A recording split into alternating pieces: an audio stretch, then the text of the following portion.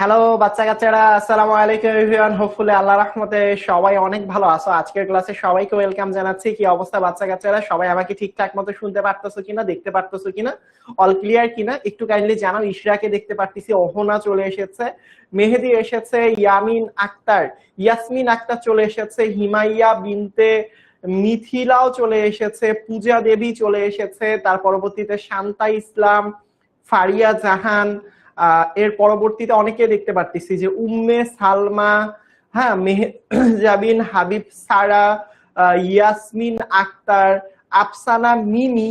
আচ্ছা, সবাই ক্লাসের মধ্যে জয়েন করে ফেলেছো, সবাইকে দেখতে পারতেছি। নুসরাত খুবই ভালো আছি, রিমা ভালো আছি, আফরোজা ঠিক আছে ঠিক আছে, ফাতেমাও চলে এসেছে, ফারিয়া, উম্মে সালমা, সবাই চলে এসেছে। সবাই কি আমার ভয়েসটা ঠিক মতো শুনতে পারতেছ? আজকে ফার্স্ট ক্লাস, আচ্ছা ঠিক আছে। Fahmida, Jannatul Fahmida, welcome to the first class. আচ্ছা, টু দানা, welcome to your first class. ঠিক আছে ভাইয়া, এই অধ্যায়টা করার জন্য কি না কোনো অধ্যায় করা লাগবে না? এই অধ্যায় করার জন্য কোনো অধ্যায় করা লাগবে না। আজকের ক্লাসটা একটু মজার হবে, খুবই সুন্দর ক্লাস হবে। একটু প্রথম থেকে একটু মনোযোগ দিয়ে দেখো। এই যে অধ্যায়টা, আমি তোমাদেরকে একটা সহজ কথা বলি। এই যে রাসায়নিক পরিবর্তন যে অধ্যায়টা রয়েছে, এটা যদি আমি আগের সিলেবাসের কথা বলি, মানে তোমাদের ধারাবাহিকভাবে আমি যেই বইটা পড়ে এসেছি তোমরা সেই বইটাই পড়তেছ, বাট এর আগের যে বইটা ছিল ওই বইয়ের মধ্যে এই যে রাসায়নিক পরিবর্তন যে অধ্যায়টা রয়েছে, এই অধ্যায়টা বেসিক্যালি 5টা আলাদা আলাদা অধ্যায়ে ভাগ করা ছিল। মানে এই চ্যাপ্টারটা কয়টা অধ্যায়ে ভাগ করা ছিল? 5টা অধ্যায়ে ভাগ করা ছিল, বাট নতুন সময় বা আপগ্রেড করার সাথে সাথে চ্যাপ্টার গুলোকে একসাথে করে দিয়েছে। রাসায়নিক পরিবর্তন বেসিক্যালি একটা চ্যাপ্টার না, 5টা চ্যাপ্টারের পড়া, অনেক বেশি পড়া, অনেকগুলো পড়াশোনা। হোপফুলি তুমি যদি প্রথম থেকে শেষ পর্যন্ত ভালো করে করতে পারো, এখান থেকে বলা যায় যে রাসায়নিক পরিবর্তন থেকে প্রতি বছর সৃজনশীল প্রশ্নের কথা যদি বলি, যে ভাইয়া এখান থেকে 2টা সিকিউ অনায়াসে তুমি কমন পাবা, অর্থাৎ 20 নাম্বার। এবং আমি যদি তোমাকে বলি এখান থেকে হচ্ছে 7টা এমসিকিউ অনায়াসে কমন পাবা ইনশাল্লাহ। তাহলে এই অধ্যায়টা যদি তুমি ভালো করে পড়ো, আমার সাথে ভালো করে পড়ো, সিয়াম ভাইয়াও ক্লাস নিবে, প্রথম হাফ আমি নিব এই অধ্যায়ের, বাকি হাফ তোমাদের সিয়াম ভাইয়া নিবে ইনশাল্লাহ। সো প্রথম থেকে শেষ পর্যন্ত যদি ভালো করে মনোযোগ সহকারে পড়ো, তাহলে এই চ্যাপ্টার থেকে 27 নাম্বার তোলা কোনো ব্যাপারই না আসলে তোমার জন্য। আলহামদুলিল্লাহ, তোমাদের সাথে দেখা হয়ে খুবই ভালো লাগলো। এই অধ্যায়টার জন্য কি তৃতীয় অধ্যায় পড়তে হবে? না, কোনো অধ্যায়ই পড়তে হবে না। এই চ্যাপ্টারটা পড়ার জন্য তুমি ইন্টারে যদি প্রথম উঠে থাকো, কোনো অধ্যায়ই যদি এখনো না পড়া থাকে, কোনো সমস্যা নেই, কোনো চ্যাপ্টারই লাগবে না। এবং আমি বেসিক সহকারে এমন করে বুঝাই দিব, কোনো একটা সিঙ্গেল টপিক মাত্র কোনো জায়গাতে ইনশাল্লাহ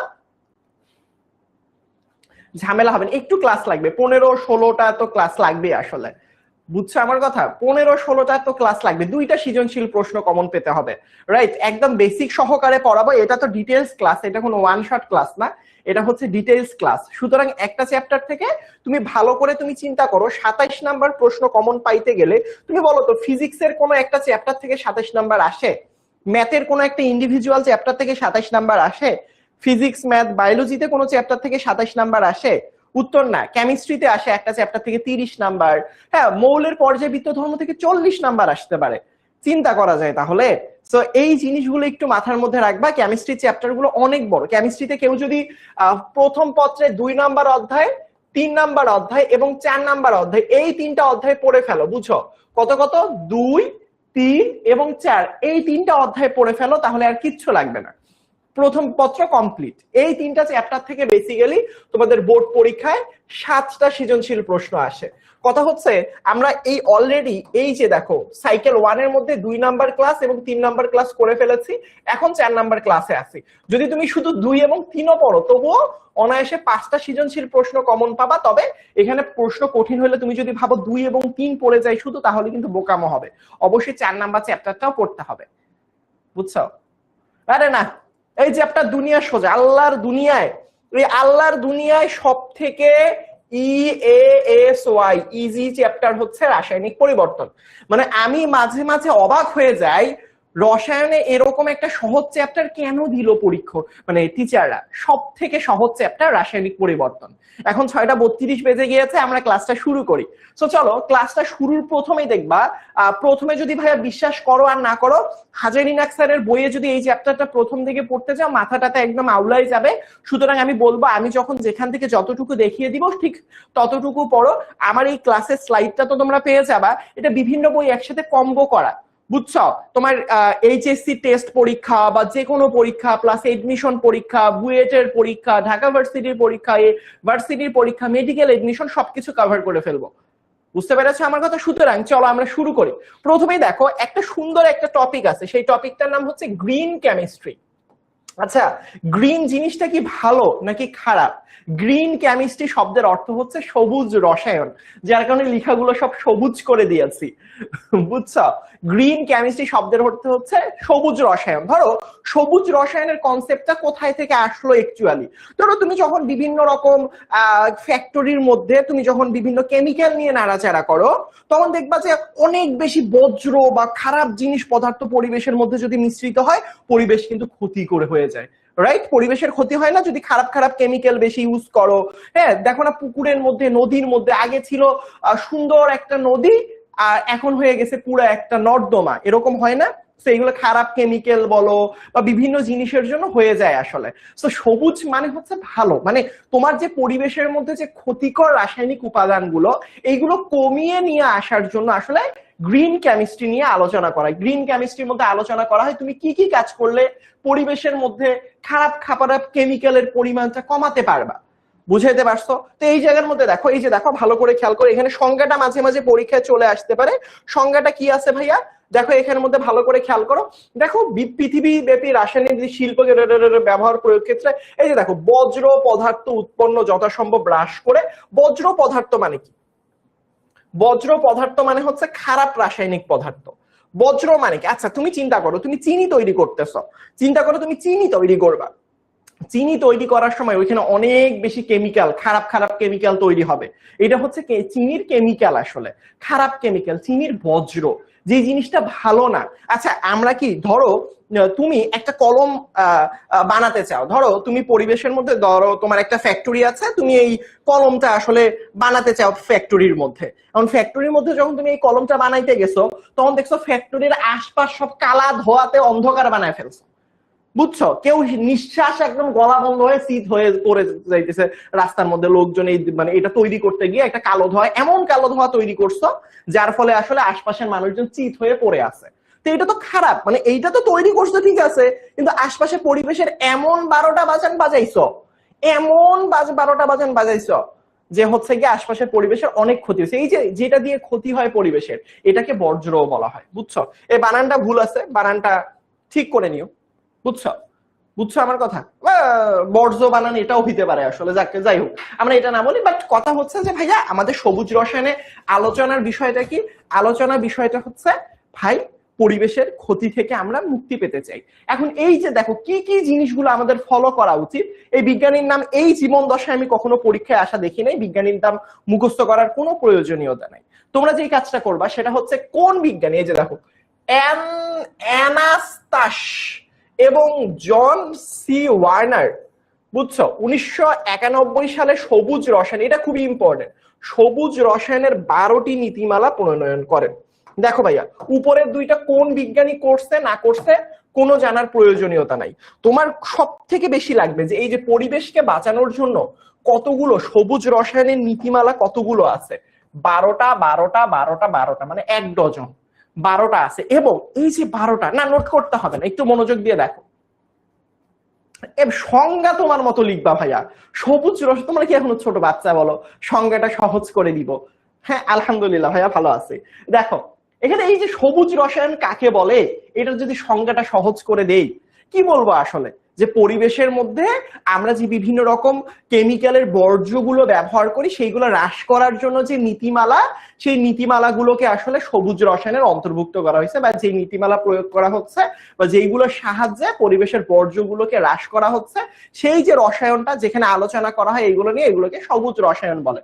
বুঝছো আমার কথা? তোমাদের মতো করে লিখবা ভাইয়া।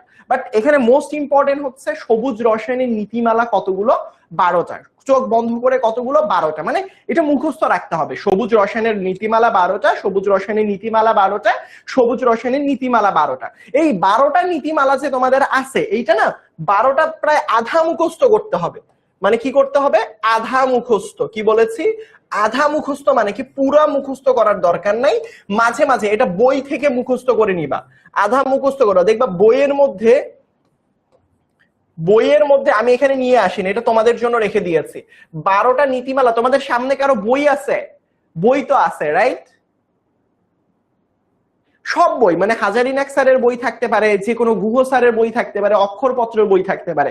তোমাদের সামনে যে বই আছে বা মাস্টার বুক থাকতে পারে, তোমাদের সামনে যে বইটা আছে সেই বইটার মধ্যে ভালো করে খেয়াল করো, সবুজ রসায়নের 12টি কি দিয়ে আছে বলতো ভাইয়া? নীতিমালা প্রণয়ন করে। এই যে 12টা নীতিমালা আছে, এই নীতিমালাগুলো অনেকটা, সমস্যা নেই, সাল ডাল নিয়ে তোমরা প্যারা খাইও না, সাল নিয়ে প্যারা খাইও না, প্যারা খাও হচ্ছে কতগুলো নীতিমালা। সাল কখনো আসে নাই। 12টা নীতিমালা প্রায় মুখস্থ করতে হবে। প্রায় সময় খুব কম আসছে, বাট আসে মাঝে মাঝে। কোনটা আসলে গ্রিন কেমিস্ট্রির অন্তর্ভুক্ত নয়, 4টা অপশন দিবে, তো দেওয়ার পরবর্তীতে তোমাকে ওই 12টা যদি মুখস্থ না থাকে, একটু মুখস্থ থাকে, অল্প একটু মুখস্থ থাকে, তাও তুমি যাতে অপশন গুলো থেকে খুঁজে বের করতে পারো যে গ্রিন কেমিস্ট্রির অংশ কোনগুলো হবে, কোনগুলো নাই। যে কোনো বই ভাইয়া, গ্রিন কেমিস্ট্রি যে 12টা নীতিমালা, যে কোনো বইয়ের মধ্যে, সব বইয়ের মধ্যে 12টা নীতিমালা 1 2 3 4 5 6 7 8 9 10 11 12 এভাবে লেখা আছে, সব বইয়ের মধ্যে লেখা আছে। এগুলো পাশে একটু স্টার চিহ্ন লাগবে, খুব বেশি মুখস্থ করার দরকার নাই, জাস্ট একটু মনে রাখবা। আসলে এগুলো এমসিকিউ তে মাঝে মাঝে চলে আসে। এখন আসো সবুজ রসায়নের টার্গেট নিয়ে আলোচনা করি। এখন যেগুলো পড়াবো এইগুলো তোমরা বইয়ের মধ্যে পাবা না কোথাও। সো মনোযোগ দাও আমার ক্লাসের মধ্যে, শুধুমাত্র ক্লাস মনোযোগ দিয়ে করলেই এই উত্তরগুলো করতে পারবা। সবুজ রসায়নের টার্গেটটা কি? তোমরা কি এখানে দুইটা বক্স খেয়াল করতেছো? উপরে একটা লাল বক্স, নিচে একটা সবুজ বক্স। দুইটা বক্সের মধ্যে পার্থক্যটা কি আমি একটু বলতেছি, একটু মনোযোগ দিয়ে খেয়াল করো। হ্যাঁ, শুধু নামগুলো মুখস্থ করবা। সবুজ রসায়ন বা গ্রিন কেমিস্ট্রি 12টা ধাপ আছে, এগুলো একটু মুখস্থ করবা। বুঝতে পারছো? নামগুলো, ভিতরের কোনো ব্যাখ্যা মুখস্থ করতে হবে না, শুধু নামগুলো মুখস্থ করবা। নামগুলো মুখস্থ করলে যথেষ্ট। উদাহরণ কখনো না পরীক্ষায় এটা আসে না যে গ্রিন কেমিস্ট্রির 12টা নীতিমালা ব্যাখ্যা করো, এটা তো কেমিস্ট্রি, এটা তো সামাজিক বিজ্ঞান না, তাহলে হয়তো বা আসতো। এখানে এমসিকিউ তে দেয় নিচের কোনটি আসলে নীতিমালার অংশ নয়। সো জাস্ট নামগুলো মুখস্থ রাখবা। হ্যাঁ, মাস্টার বুকের মধ্যে আছে। সো দেখো এখানের মধ্যে আমি তোমাকে দুইটা আলাদা আলাদা ফেজ চিন্তা করতে বলি। চিন্তা করো এখানের মধ্যে বিক্রিয়ক আছে, চিন্তা করো এখানের মধ্যে একটা বিক্রিয়ক সমূহ বিক্রিয়া করে কি তৈরি হয় বলো তো ভাইয়ারা? বিক্রিয়ক সমূহ বিক্রিয়া করে কি তৈরি করে? ধরো এটা একটা মেশিন, মেশিনের মধ্যে আমি এই যে একটা বিক্রিয়ক দিব, দেখো ভালো করে খেয়াল করো, এটা একটা কি? এটা একটা বিক্রিয়ক। উপরের মধ্যে এটাও আর একটা বিক্রিয়ক। বুঝো, এটা একটা মেশিন, আমরা দুইটা বিক্রিয়ককে দিলাম। চিন্তা করো বিক্রিয়ককে যখন মেশিনের ভিতরে ঢুকাই দিছি, তখন তারা মেশিনের ভিতরে গিয়ে বিক্রিয়া করতেছে। কি করতেছে? বিক্রিয়া করতেছে। কি করতেছে? বিক্রিয়া করতেছে। যেমন তুমি চিন্তা করতে পারো যে ভাইয়া এ এবং বি দুইটা আলাদা আলাদা বিক্রিয়ক, তারা পরস্পর বিক্রিয়া করে। বিক্রিয়া করে এখানে কি তৈরি করে বলতো ভাইয়া? উৎপাদ তৈরি করে। এবং উৎপাদ বাদ দিয়ে আরেকটা জিনিস যেটা তৈরি করে সেটা হচ্ছে বর্জ্য তৈরি করে, মানে ময়লা তৈরি করে, যেটা প্রয়োজন নাই। দেখো ভাইয়া আমাদের পৃথিবীতে হয় কি জানো? আমরা যে বিক্রিয়ক সমূহের মধ্যে বিক্রিয়া ঘটাই, আমরা যে জিনিসটা তৈরি করার জন্য বিক্রিয়া ঘটাই, ওই জিনিসটা তৈরি হওয়ার তুলনায় বর্জ্যটা বেশি তৈরি হয়। এটা একটা সমস্যা, এটা একটা দারুণ রকমের সমস্যা যেটা আমরা ফেলে দেই আসলে। সো হয় কি, দেখো বিক্রিয়ক সমূহ যখন বিক্রিয়া করে, বিক্রিয়ক সমূহ বিক্রিয়া করে কি, এই যে দেখো কম, এই উৎপাদটা তৈরি হচ্ছে কম। উৎপাদটা কি দেখো, উৎপাদটা দেখো, লাইনটা দেখো ছোট ছোট লাইন, চিকন লাইন, উৎপাদটা তুলনামূলকভাবে কম তৈরি হচ্ছে, আর এই যে বর্জ্যটা বেশি তৈরি হচ্ছে। আচ্ছা বলো তো এটা কি কখনো গ্রিন কেমিস্ট্রির অংশ হইতে পারে বলো তো ভাইয়া? যদি উৎপাদের তুলনায় বর্জ্যটা বেশি বের হয়, তাহলে কি এই এই এই এই কেমিস্ট্রিটা ভালো? এটা কি সবুজ কেমিস্ট্রি বলবো না লাল কেমিস্ট্রি বলবো বলো তো? বলো তো ভাইয়া? দেখো এখানেও বিক্রিয়ক, এখানেও বিক্রিয়ক। বিক্রিয়ক সমূহ কি করলো? বিক্রিয়া করলো। এই যে এখানের মধ্যে একটা মেশিনের মধ্যে উৎপাদ, অল্প একটু উৎপাদ তৈরি করতেছে, আর বর্জ্যের পরিমাণ বেশি তৈরি করতেছে। না, নোট করতে হবে না, আগে বুঝো, আগে ক্লাসটা বুঝো, ক্লাস শেষে এমনিতে 2 মিনিটে নোট হয়ে যাবে, স্লাইড পাবা, নোট হয়ে যাবে। তো দেখো, যদি আমার টার্গেট হচ্ছে বর্জ্যটা কমায় নিয়ে আসা, বুঝছো, বর্জ্যের পরিমাণটা কমায় নিয়ে আসা, তাহলে কিভাবে বর্জ্যের পরিমাণটা ভাইয়া কমিয়ে নিয়ে আসতে পারে? মজার বিষয়টা দেখো, 2 নাম্বার দেখো, এটা ছিল 1 নাম্বার। এবার সেম একই ভাবে দেখো নিচের কেমিস্ট্রিটা একটু ভালো করে খেয়াল করো। দেখো সেম একই ভাবে এখানের মধ্যে এই যে দেখো, এই জায়গাটার মধ্যে আমরা বিক্রিয়ক দিলাম, বিক্রিয়ক দিলাম, কি দিলাম? বিক্রিয়ক দিলাম। এখানের মধ্যেও বিক্রিয়ক দিলাম। তাহলে 2 ক্ষেত্রে কি দিলাম? বিক্রিয়ক দিলাম।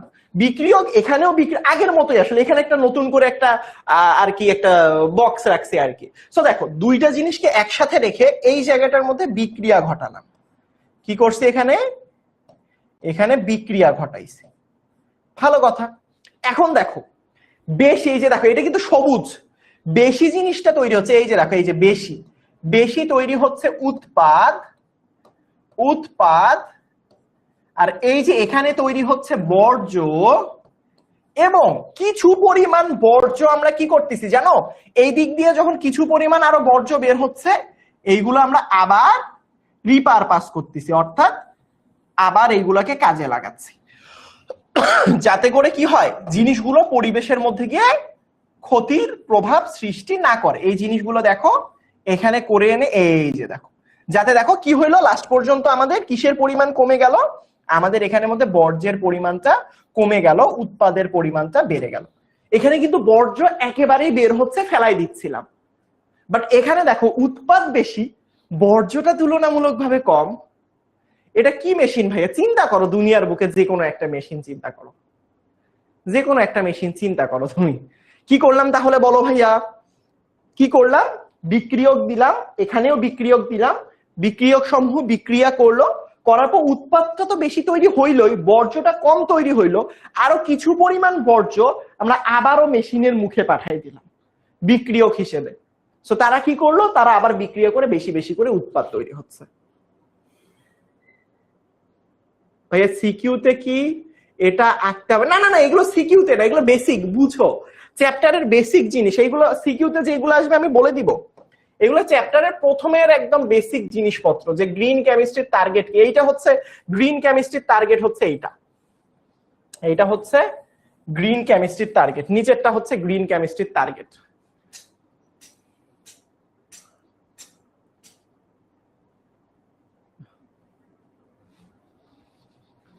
আচ্ছা, সবাই কি বুঝতে পারছো? একজন বলতেছে যে ভাইয়া আরেকটু বুঝান। আচ্ছা, তোমাদেরকে আরেকটু বুঝাচ্ছি, চলো তোমাদেরকে আরেকটু বুঝাচ্ছি। দেখো দেখো ভালো করে খেয়াল করো, এখানের মধ্যে কি হচ্ছে, এই যে এটা একটু মুছে দেই, চিত্রটা হিজিবিজি হয়ে যাচ্ছে। দেখো ভালো করে খেয়াল করো, প্রথমে তুমি কি করতেছো? তুমি এখানে প্রথমে চিন্তা করো, তোমার কাছে একটা মেশিন আছে এরকম, বুঝছো? তো তুমি এখানে বিক্রিয়ক দিচ্ছ মেশিনটার মধ্যে, বিক্রিয়ক সমূহ বিক্রিয়া করে কি টার্গেটটা কি? উৎপাদ।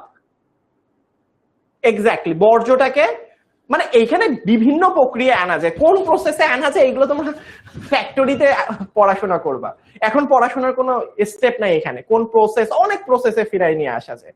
তো দেখো প্রথমে দেখো বিক্রিয়ক সমূহ কি করলো, বিক্রিয়ক সমূহ বিক্রিয়া করার পর দেখো উৎপাদ উৎপন্ন হয়েছে অল্প একটু, আর বর্জ্য দেখো কত উৎপন্ন হয়েছে। তাহলে এই কেমিস্ট্রিটাকে আমরা চাই না, বেসিক্যালি এই কেমিস্ট্রিটাকে আমরা চাই না, আমরা চাই যে বর্জ্যের পরিমাণটা কমিয়ে নিয়ে আসতে। সবুজ রসায়ন তাই বলে যে বর্জ্যটাকে বাড়াও। তো কি করলো, আমরা এখানের মধ্যে বিক্রিয়ক, এখানে এই যে বিক্রিয়ক দিয়ে বিক্রিয়া করালাম, দেখো এখানে উৎপাদটা বেশি হইলো। কিভাবে বেশি হইলো? আগের বার তো উৎপাদ কম ছিল, এবার উৎপাদ কিভাবে বেশি হইলো? ওই যে বর্জ্যের কিছু অংশ আমরা আসলে রিসাইকেল করছি। কিভাবে করছি এখন এইগুলো পড়াশোনার বিষয় না, আসলে এগুলো আমরা যখন বড় হব, হ্যাঁ, যখন বিভিন্ন ফ্যাক্টরিতে কাজ করব তখন এইগুলো জানবো। এই যে দেখো, এই যে দেখো, এখানের মধ্যে যখন বিক্রিয়ক সমূহ বিক্রিয়া করতেছিল, কিছু অংশ বর্জ্য হয়েছে, কিছু উৎপাদ, আর বাকি অংশগুলো আমরা আবার রিসাইকেল করছি। তোমরা পড়ছো না, তোমরা পড়ছো না সমাজ বিজ্ঞানে, রিসাইকেল করা, পুনরায় ব্যবহার করা, বুঝাইতে পারছি? তো এইটা সহজ জিনিস আর কি, বোঝাটা খুব কঠিন কিছু না। চলো এবার ধরো তুমি কোনো কিছু বানাইতে চাও, বুঝো, ধরো তুমি কোনো কিছু বানাইতে চাও, তুমি অনেক বড় একজন বিজ্ঞানী, অথবা অনেক বড় একজন সায়েন্টিস্ট, কোন একটা ল্যাবের মধ্যে তুমি কাজ করতেছো। তো এখন তোমার কাজ হচ্ছে কম টাকায়, বুঝছো কি বলেছি, তোমার কাজ দুইটা, কিভাবে বর্জ্যের পরিমাণ কমানো যাবে, কিভাবে উৎপাদের পরিমাণ বাড়ানো যাবে। অল্প বর্জ্যটুকু বিক্রিয়া করে নাই, কিছু কিছু বর্জ্য আসলে রিসাইকেল করা যায় না ভাইয়া, কিছু কিছু রিসাইকেল করা যায় না আসলে, যার কারণে হয়নি। তো দেখো এই যে দেখো অ্যাটম, একটা টার্ম হচ্ছে অ্যাটম ইকোনমি, সবুজ রসায়নের একটা টার্ম হচ্ছে অ্যাটম ইকোনমি, আর একটা হচ্ছে ই ফ্যাক্টর। এই জিনিসগুলো কি ভাইয়া, এইগুলোর সাহায্যে আমরা কি শিখবো? এখন দেখো একটা জিনিস মনে রাখবে, একটু পরে আমরা শুধু ই নিয়ে পড়বো, অ্যাটম ইকোনমি এটা বলবো না, এই এখান থেকে আসলে পরীক্ষায় ম্যাথ আসতে পারে, যাদের টার্গেট বুয়েট তাদের জন্য এগুলো স্পেশাল কেয়ার দিয়ে রাখবা। বুয়েটে এই ম্যাথগুলো খুবই আসে, একটু পরে আমি তোমাদেরকে বুয়েটের ম্যাথ করাবো। এইগুলো থেকে পরীক্ষায় কি আসতে পারে?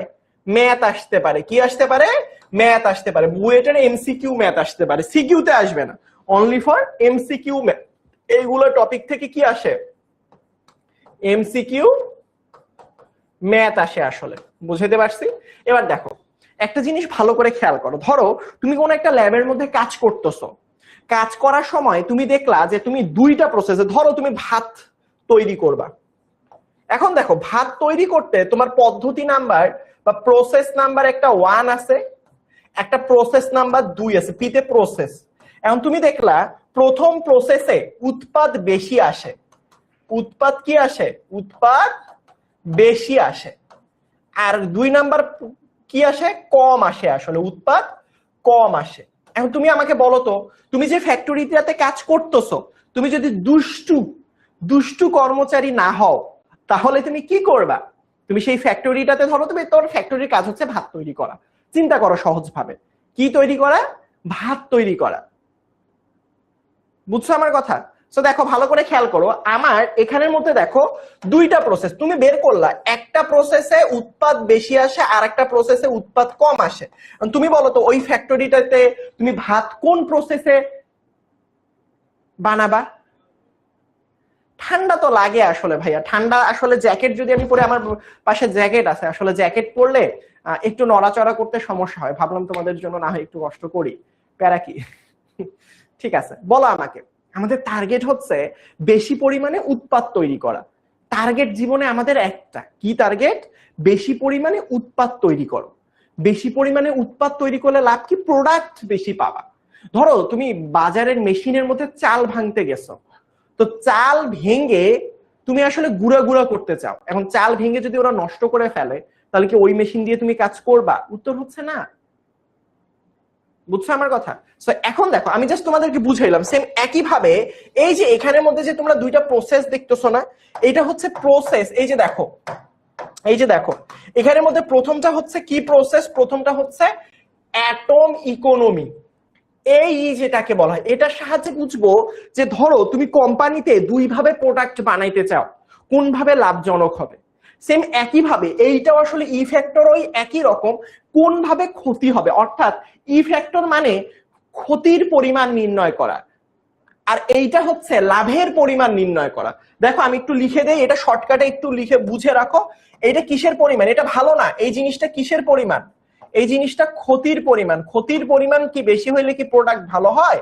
উত্তর হচ্ছে না, ক্ষতির পরিমাণ কমাইতে হবে। তার মানে তুমি যদি কোনো একটা কোম্পানিতে প্রোডাক্ট তৈরি করো, সেই প্রোডাক্টে কি পরিমাণ ক্ষতি হইতে পারবে সেটা আলোচনা করা ই ফ্যাক্টর দিয়ে।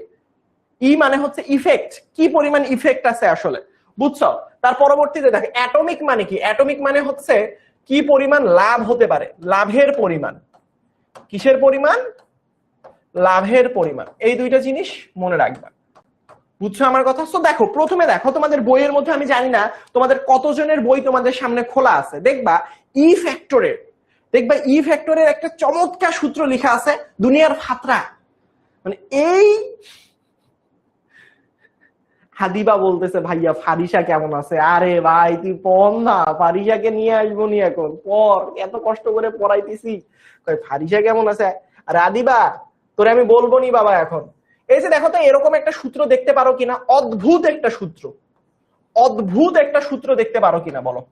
ডেল ই। এই মানে কি? আমি অলরেডি বলেছি কি?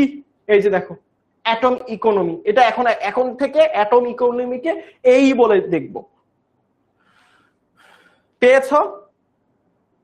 জঘন্য একটা সূত্র, জঘন্য লেভেলের বাজে একটা সূত্র, জঘন্য লেভেলের জঘন্য একটা সূত্র। এই সূত্র আমরা পড়বো না। কেন ভাই? আমরা অন্য সূত্রের সাহায্যে ম্যাথ করব। দুনিয়ার বড় কাঙ্ক্ষিত উৎপাদের মোট মোল সংখ্যা সংকেতের ভর 100, সব বিক্রিয়ক উৎপাদের মোল সংখ্যা সহ দুনিয়ার বাজে একটা সূত্র, দরকারই নেই, বুঝারই দরকার নেই। বুঝছ? এখন আমরা তাহলে কোন সূত্র পড়বো? এই যে ফারদিন ভাইয়ার স্পেশাল সূত্র পড়বো। ফারদিন ভাইয়া তোমাদেরকে ম্যাথ মিলাই দিবে, এটা আসলে ইউজ করা যায়। সো দেখো ফারদিন ভাইয়ার না, এটা বিজ্ঞানীদের স্পেশাল সূত্র, ওরা শুনলে আমাকে মারবে ধরে। সো দেখো উপরে কি লিখতেছি, দেখো ভালো করে খেয়াল করো। উপরে রাখতেছো কাঙ্ক্ষিত উৎপাদের মোট ভর, আর দেখো মোট উৎপাদের ভর। এই সূত্রটা কেমন সূত্র আমি যখন একটা ম্যাথ সলভ করাবো তখন বুঝতে পারবা। ধরো এখানের মধ্যে আমি তোমাদেরকে একটা জিনিস বলে দেই। ধরো এখানের মধ্যে তুমি একটা বিক্রিয়ক দেখো, এ এবং বি, তারা বিক্রিয়ক না বলো তো ভাইয়া? আচ্ছা, বিক্রিয়ক সমূহ যদি বিক্রিয়া করে সি এবং ডি উৎপাদ তৈরি করে। বুঝো এটা কি? এরা আসলে নিচে যেগুলো লিখেছি সেইগুলো হচ্ছে বিক্রিয়ক। এই সূত্রে বিক্রিয়কের কোনো প্রয়োজনীয়তা নাই। কি বলেছি? এই যে সূত্রটা দেখতেছো এখানে বিক্রিয়কের কোনো প্রয়োজনীয়তা নাই, বিক্রিয়ক বাদ দিয়ে হিসাব করব। কাজ শুধু উৎপাদকে নিয়ে, কাজ শুধুমাত্র কি নিয়ে? উৎপাদকে নিয়ে। দেখো এখানের মধ্যে তুমি চিন্তা করো, জাস্ট ধরে নাও, এটা তো আমরা পড়বো। মনে করো এইটা হচ্ছে প্রধান উৎপাদ, এটা হচ্ছে প্রধান উৎপাদ। ভাই আপনি কেমনে বুঝলেন? তুমিও বুঝবে একটু পরে, আপাতত বুঝার সাথে মনে করো এটা দুইটার মধ্যে এটা হচ্ছে প্রধান উৎপাদ। বুঝছো? আচ্ছা এটা কি? এটা হচ্ছে প্রধান উৎপাদ, মানে প্রধান যে জিনিসটা তৈরি করতে চাচ্ছিলা, এ বি বিক্রিয়া করে চিন্তা করো সি তৈরি করতে চাচ্ছিলাম, মাঝখানে ডি তৈরি হয়ে গেছে। বুঝছো? এ বি তৈরি বিক্রিয়া করে সি তৈরি করতে চাচ্ছিলা, ডিটা তৈরি হয়ে গেছে। তো প্রধান উৎপাদ কি? যেটা তৈরি করতে চাচ্ছিলা ওইটা কি? ওইটা হচ্ছে সি। এবার সূত্রটা দেখো, সূত্রটা দেখো, এই যে দেখো পার্সেন্টেজ অফ এই। উপরে কি করবা জানো? অ্যাটমিক ইফেক্টে এই যে দেখো উপরে দেখো বলছে কাঙ্ক্ষিত উৎপাদের মোট ভর, যেইটা প্রধান উৎপাদ এটাকেই বলা হয় আসলে কাঙ্ক্ষিত উৎপাদ, কারণ এইটাই আসলে তৈরি করতে চাইছে। এটার কি? মোট ভর, মানে উপরের মধ্যে লিখবো সি এর ভর। বুঝছি? কার ভর? সি এর ভর, যেটা তৈরি করতে চাইছিলাম শুধু সেইটার ভর। বুঝাইতে পারছি? আর এই যে নিচে হচ্ছে মোট উৎপাদ, এই দুইটা কি একসাথে মোট উৎপাদ না বলতো? তাহলে একসাথে সি এবং ডি এর ভর লিখবো, সি ও ডি এর ভর লিখবো নিচে, ইন্টু কি? ইন্টু সূত্রের 100%। বলো দেখি বুঝছো কিনা? যেটা করছি জিনিসটা দুনিয়ার সোজা ভাই, মেলা সোজা। জাস্ট এখানে বিক্রিয়ক আনবই না। প্রধান উৎপাদটা কিভাবে আপনি বুঝলেন? তুমিও বুঝবা, চিন্তা কইরো না, বিক্রিয়া নিয়ে আসি বুঝবা। কি করবা? প্রধান উৎপাদের ভরটা উপরে, নিচে টোটাল উৎপাদের ভর, শেষ। এর থেকে সোজা জিনিস আর কি চাও? নাকি তোমরা যদি চাও তাহলে আমি এই সূত্র দিয়ে করে দেই। আল্লাহর নাম নিয়ে কাঙ্ক্ষিত উৎপাদের মোট মোল সংখ্যা গুণন সংকেতের ভর, সব বিক্রিয়কের বা উৎপাদের মোল সংখ্যার সংকেতের ভরের সমষ্টি। ওয়াও, মাথা নাই, মাথা ঠ্যাং হয়ে গেছে। বুঝছো? এইটা সোজা না?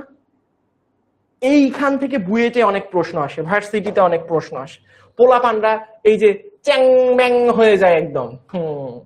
এখান থেকে কিসে প্রশ্ন আসে? বুয়েটে প্রশ্ন আসে। বুঝাইতে পারছি? এবার আসো একটা কোশ্চেন সলভ করি। এই যে দেখো এগুলো কিন্তু বুয়েটে আসা প্রশ্ন। হ্যাঁ ভাই ঠিক শুনেছেন। গ্রিন কমন কেমিস্ট্রির সাথে সামঞ্জস্যপূর্ণ কোনটা? কি একটা অদ্ভুত প্রশ্ন। দুইটা বিক্রিয়া দিছে, দেওয়ার পর বলছে, দিয়ে আমাকে কি বলছে? বলেছে যে ভাই কোনটা সামঞ্জস্যপূর্ণ। কেমনে বুঝবো? এটার জন্য একটা কনসেপ্ট বুঝো। আচ্ছা তোমরা আমাকে একটা কথা বলো তো, তোমরা আমাকে বলো একটা জিনিস, আমাকে একটা জিনিস বলো, আমাকে একটা কথা বলো। সেটা হচ্ছে আমরা যখন এই সূত্রটা পড়তেছিলাম, এই যে দেখো আমরা এটা মুছে দিলাম, এটা কি করলাম, মুছে দিলাম। আসো আর একটা জিনিস তোমাদেরকে, ছোট্ট একটা জিনিস বুঝাই, এটা তোমরা বুঝো, ছোটবেলা থেকে বুঝো, এটা তো বুঝাইলাম এতক্ষণ, এটা মুছে দিলাম। হ্যাঁ, জাস্ট তোমাদেরকে একটা জিনিস বলি আর কি, এই জিনিসটা একটু মনোযোগ দিয়ে শুনো, তাহলে বুঝতে পারবা।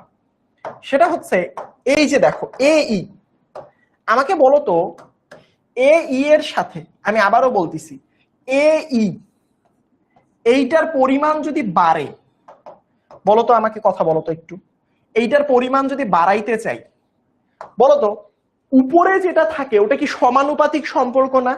নিচের জিনিসটা কি ব্যস্তানুপাতিক সম্পর্ক না? অনেকের মনে হয় মাথার উপর দিয়ে চলে গেল। দেখো আমরা যখন পড়ি, ধরো এক্স সমানুপাতিক যদি এরকম ওয়াই বাই জেড থাকে, এখান থেকে কি বুঝি, এখানে যদি জেড এর মান বাড়ে এক্স এর মান কমে যায়। কেন? কারণ জেডটা নিচে ভাগ আকারে আছে, যেটার মান এটার মান বাড়লে এটার মান কমে। এই সম্পর্কটাকে বলা হয় ব্যস্তানুপাতিক সম্পর্ক। বুঝছো আমার কথা? তার পরবর্তীতে দেখো এখানে কি আছে, এখানে আছে ওয়াই আর এখানে আছে এক্স, উপরেরটার সাথে উপরেরটা কি থাকে বলতো, সমানুপাতিক সম্পর্ক, রাইট? যে এই জিনিসটাকে যদি তুমি ভাঙো এভাবে লিখতে পারো, নাম্বার 1 এক্স এর সাথে ওয়াই এর সমানুপাতিক সম্পর্ক, নাম্বার 2 এক্স এর সাথে জেড এর ব্যস্তানুপাতিক সম্পর্ক। দেখো একজনের সাথে পুরো সমানুপাতিক সম্পর্ক, আরেকজনের সাথে দেখো নিচে গিয়ে ব্যস্তানুপাতিক সম্পর্ক। মানেটা কি, একজন বাড়লে আরেকজন কমে, একজন বাড়লে আরেকজন কমে। বুঝাইতে পারছি? সো দেখো ভালো করে খেয়াল করো, ভালো করে খেয়াল করো।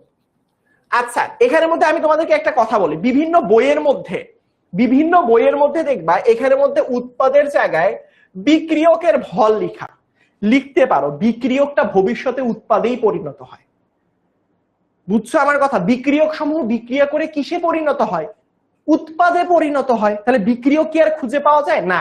যারা কনফিউশনে থাকো যে ভাই বইয়ের মধ্যে তো এখানে উৎপাদের জায়গায় বিক্রিয়কের ভর লেখা, একই কথা, বিক্রিয়কের ভর দিয়েও করতে পারো, উৎপাদও করতে পারো, বাট আমরা উৎপাদ দিয়ে করব, কারণ ফাইনালি উৎপাদটা তৈরি হয়। সো দেখো এর পরিমাণ যদি আমরা বাড়াইতে চাই তাহলে কি করতে হবে বলতো ভাইয়া? এর পরিমাণ বাড়াইতে চাইলে বলতো কাঙ্ক্ষিত উৎপাদের পরিমাণ যদি বাড়ে তাহলে কি এর পরিমাণটা বাড়ে না? তাহলে এর পরিমাণ কখন বাড়ে তোমরা বলো তো আমার কথা? কাঙ্ক্ষিত উৎপাদের পরিমাণ বাড়লে, কাঙ্ক্ষিত উৎপাদের পরিমাণ বাড়লে,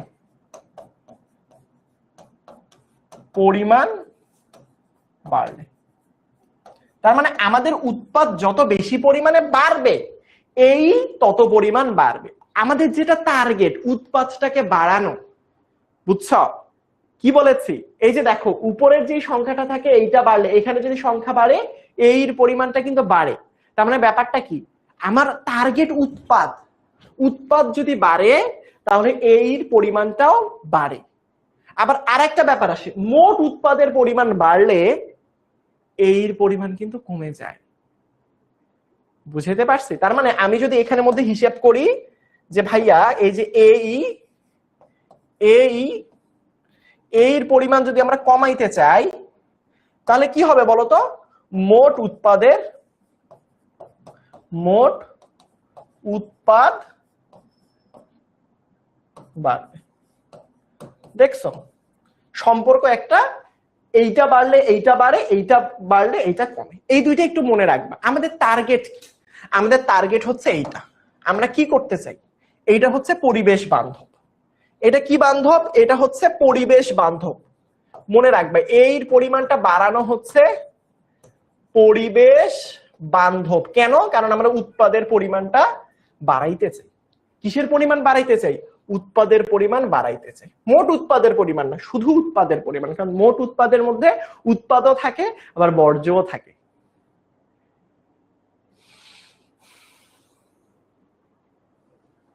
বলো দেখি বুঝছো আমার কথা? আমার কথা এই দুইটা বুঝছো? তার মানে এর পরিমাণ যত বাড়বে পরিবেশ বান্ধব হবে, তত বেশি গ্রিন কেমিস্ট্রি সম্মত হবে।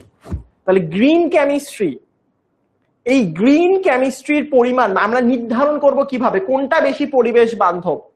এর পরিমাণটা বাড়াতে হইলে এই কাঙ্ক্ষিত উৎপাদ মানে এর পার্সেন্টেজ যত বেশি তত বেশি পরিবেশ বান্ধব। বুঝাইতে পারছি?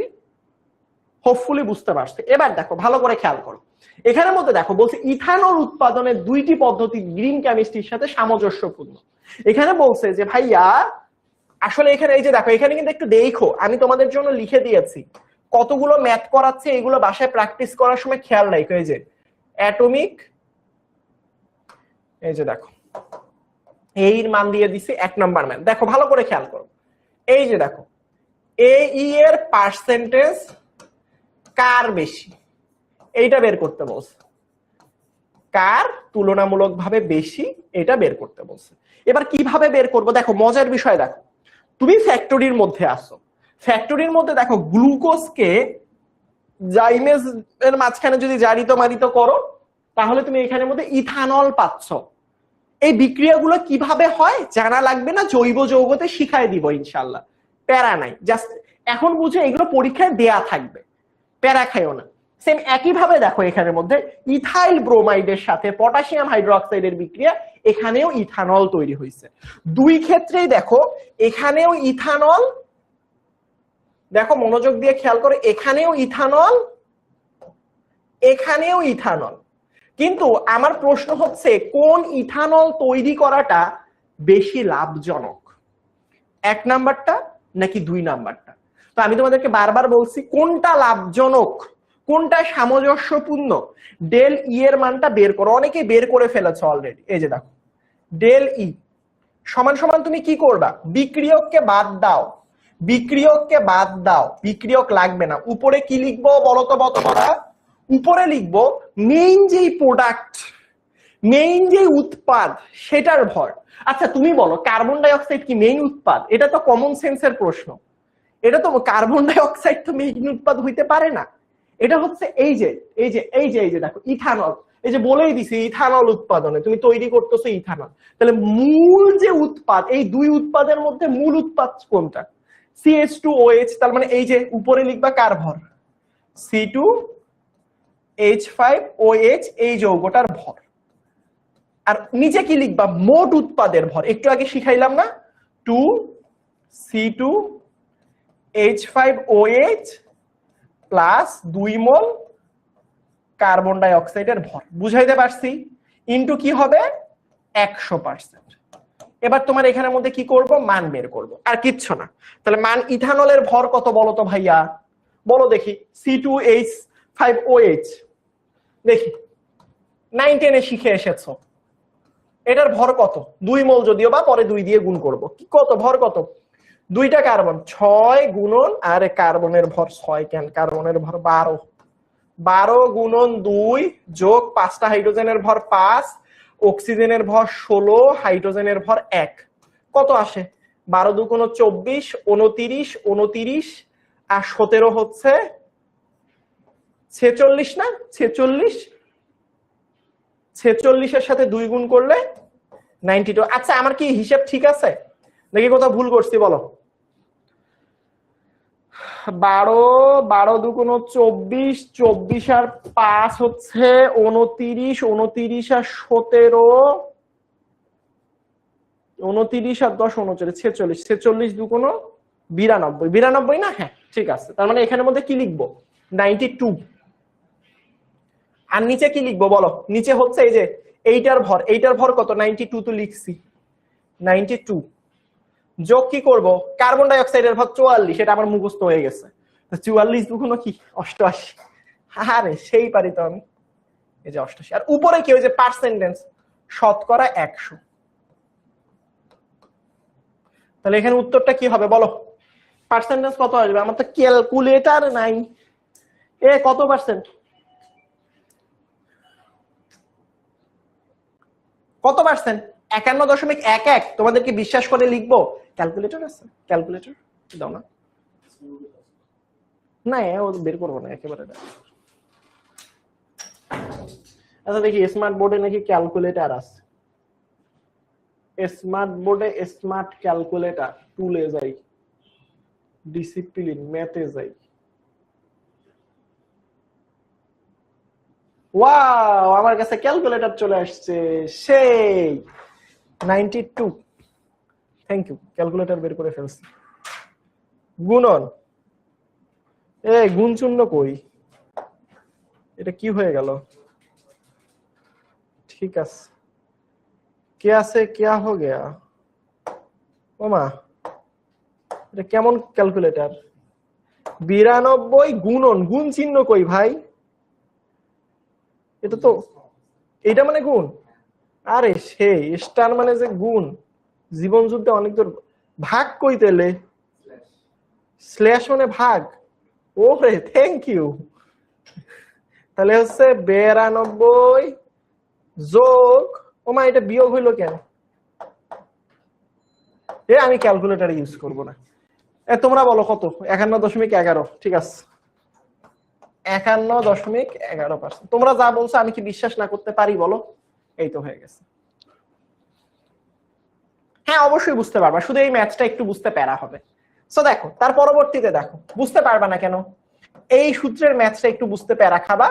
সহজ জিনিস, উপরে উৎপাদের ভর, নিচে মোট উৎপাদের ভর। এটা কত হবে বলো তো ভাইয়া? এটার ভর তো অলরেডি বের করছি, 46। এখানে 1 মোল না, 46 তো। আর নিচে হচ্ছে 46 যোগ, এখানের মধ্যে কত? পটাশিয়ামের ভর 39, আর এটার ভর হচ্ছে 39.5। কত হবে? 46 যোগ 79.5, 125.5।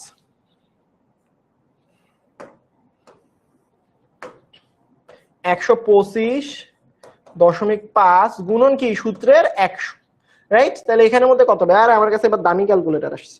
46 গুণন 100 ভাগ 125.5, 36.65, রাইট?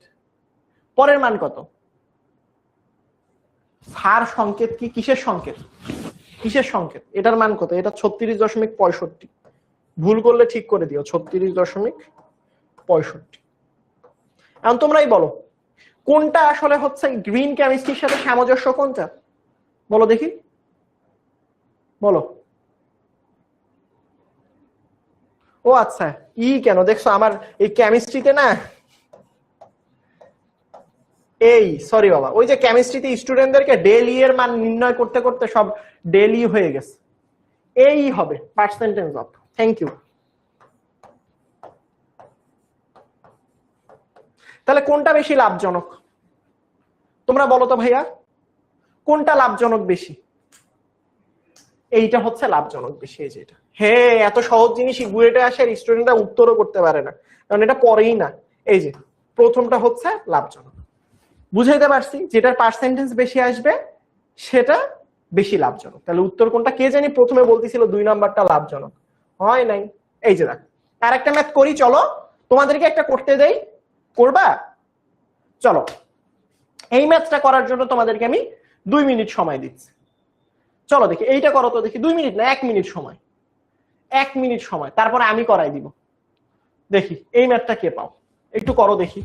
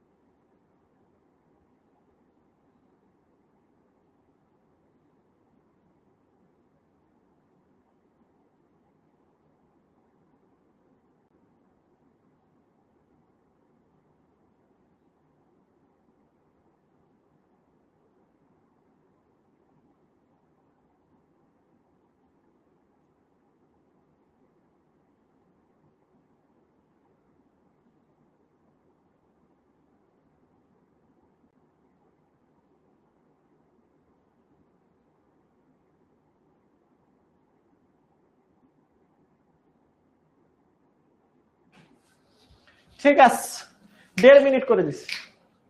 ওই যে শতকরা বের করেছি 100 ভাগ। আচ্ছা, এখানে আমি এই জিনিসটা একটু কেটে দেই যাতে ম্যাথটা করার মতো জায়গা থাকে। হ্যাঁ, জাস্ট এটা 50 থেকে 60 ডিগ্রি। চলো আমরা পার্সেন্টেজ মানে শতকরা হিসাব করি। পার্সেন্টেজ শতকরা কত ভাগ আসলে? দেখো, পার্সেন্টেজ এই অ্যাটমিক কি আল্লাহই জানে না। এই যে দেখো, এখন তুমি আমাকে বলো, দুইটা বিক্রিয়ারই আমাকে পার্সেন্টেজ অফ বের করতে হবে। যে একটু পরে আসতে একটু বুঝতে প্যারা হবে, প্যারা নাই, আমি বলি। তোমাকে যেটা করতে হবে, উপরের মধ্যে প্রধান উৎপাদের ভর রাখতে হবে। তোমরা বলো তো প্রধান উৎপাদ কোনটা? এই যে দেখো, এখানে প্রশ্নের মধ্যে বলেই দিছে ম্যালিইক।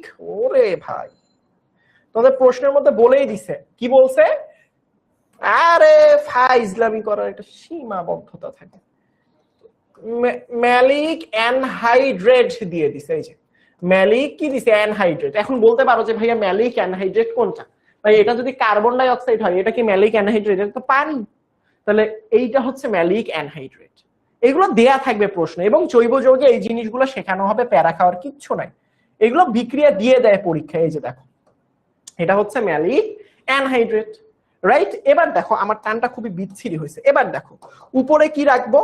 উপরে আমরা রাখবো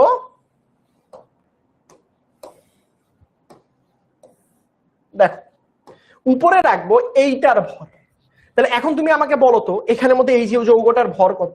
এই যে দেখো, 2C4H2O3, এটার ভর মানে শুধুমাত্র প্রধান উৎপাদের ভর। আর নিচে কি করব? টোটালটার ভর, অর্থাৎ 2C4H2O3 যোগ 2 মোল কার্বন ডাই অক্সাইড যোগ 2 মোল পানি। এই যে এইটার ভর বুঝাইতে পারছি। করার পরে এখানে শুধুমাত্র কি রাখতে হবে? এক্সট্রা একটা, ওই যে শতকরা যেহেতু আমরা হিসাব করি, আমরা জানি শতকরা হিসাব করলে 100% দিয়ে হিসাব করতে হয়। বুঝাইতে পারছি? এই তো হয়ে গেল। নিচে টোটালটার ভর রাখতে হয়, রাইট? নিচে টোটাল, এই বিক্রিয়ক বাদ দিয়ে হিসাব করবা, উৎপাদ দিয়ে হিসাব করবা। তাহলে এখানে উপরে কি রাখবো? C4H2O3, এইটার ভর রাখবো। আর নিচে কি করব? এই টোটালটার ভর রাখবো, C4H2O3 এবং 4 মোল পানি। সোজা না বলো তো ভাইয়া? এবং এটার সাথে কত যোগ করব? সরি, গুণন করবে 100%। কত কত আসছে বলো তো? পার্সেন্টেজ দুইটার ভ্যালু বলো তো? একটা হচ্ছে 61, একটা হচ্ছে 57। আচ্ছা, প্রথমটা 61, রাইট? আচ্ছা ঠিক আছে, প্রথমটার ভ্যালু কত আসতেছে? 61 দশমিক কত পার্সেন্ট? 61.25%। আচ্ছা, 61.25%। আরে লিখ ভাই, লিখ লিখ লিখ। আচ্ছা, তার পরবর্তীতে দেখো, তার পরবর্তীতে আর কি ছিল জানি? 54.05। কত আসছে নিচে? 54.05। আমি লিখবো এটা নাকি 57.64? আচ্ছা, লিখলেই হয়েছে। তোমরা একটু হিসাবগুলো ঠিকঠাক কইরো। 57.64।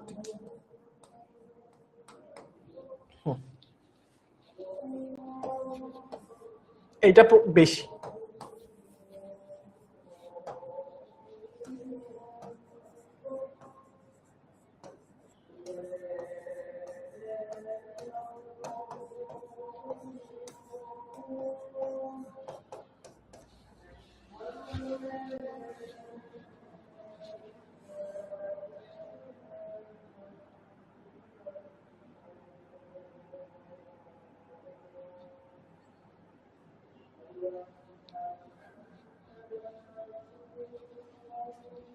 আশহাদু আন্না মুহাম্মাদুর রাসূলুল্লাহ।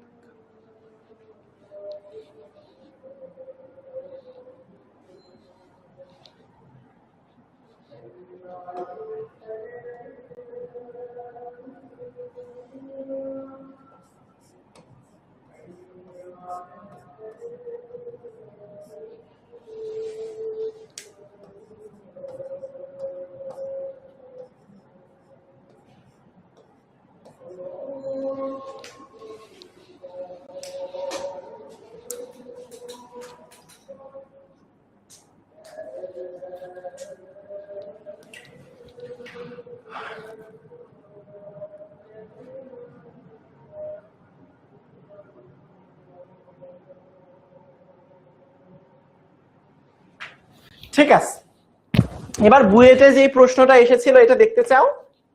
বুয়েটের প্রশ্নটা তোমাদের জন্য হোমওয়ার্ক। এইটা হচ্ছে, এই যে দেখো আমি কিন্তু এই যে দেখো এই দিয়ে দুইটা ম্যাথ করাইছি, একটা ম্যাথ আমি কিন্তু এগুলো নাম্বার দেই ভাইয়া, যাতে তোমরা পরবর্তীতে সহজে খাতার মধ্যে করার সময় যাতে মার্কিং গুলো দিতে পারো। আমি দ্রাব্যতার গুণফল করার সময় এভাবেই করাইছিলাম, মনে আছে? আচ্ছা, এই যে দেখো 3 নাম্বার ম্যাথ, এইটা করাইলে এনাফ। এই যে এইটা আসলে বুয়েটে আসছিল। কই আসছিল এটা? এটা আসলে বুয়েটে আসছিল, এই ম্যাথটা বুয়েটে আসছে। এই যে দুনিয়ার সোজা ভাইয়া, বুয়েটে আসছিল এই ম্যাথ, এবং আসে প্রায় সময় চলে আসে।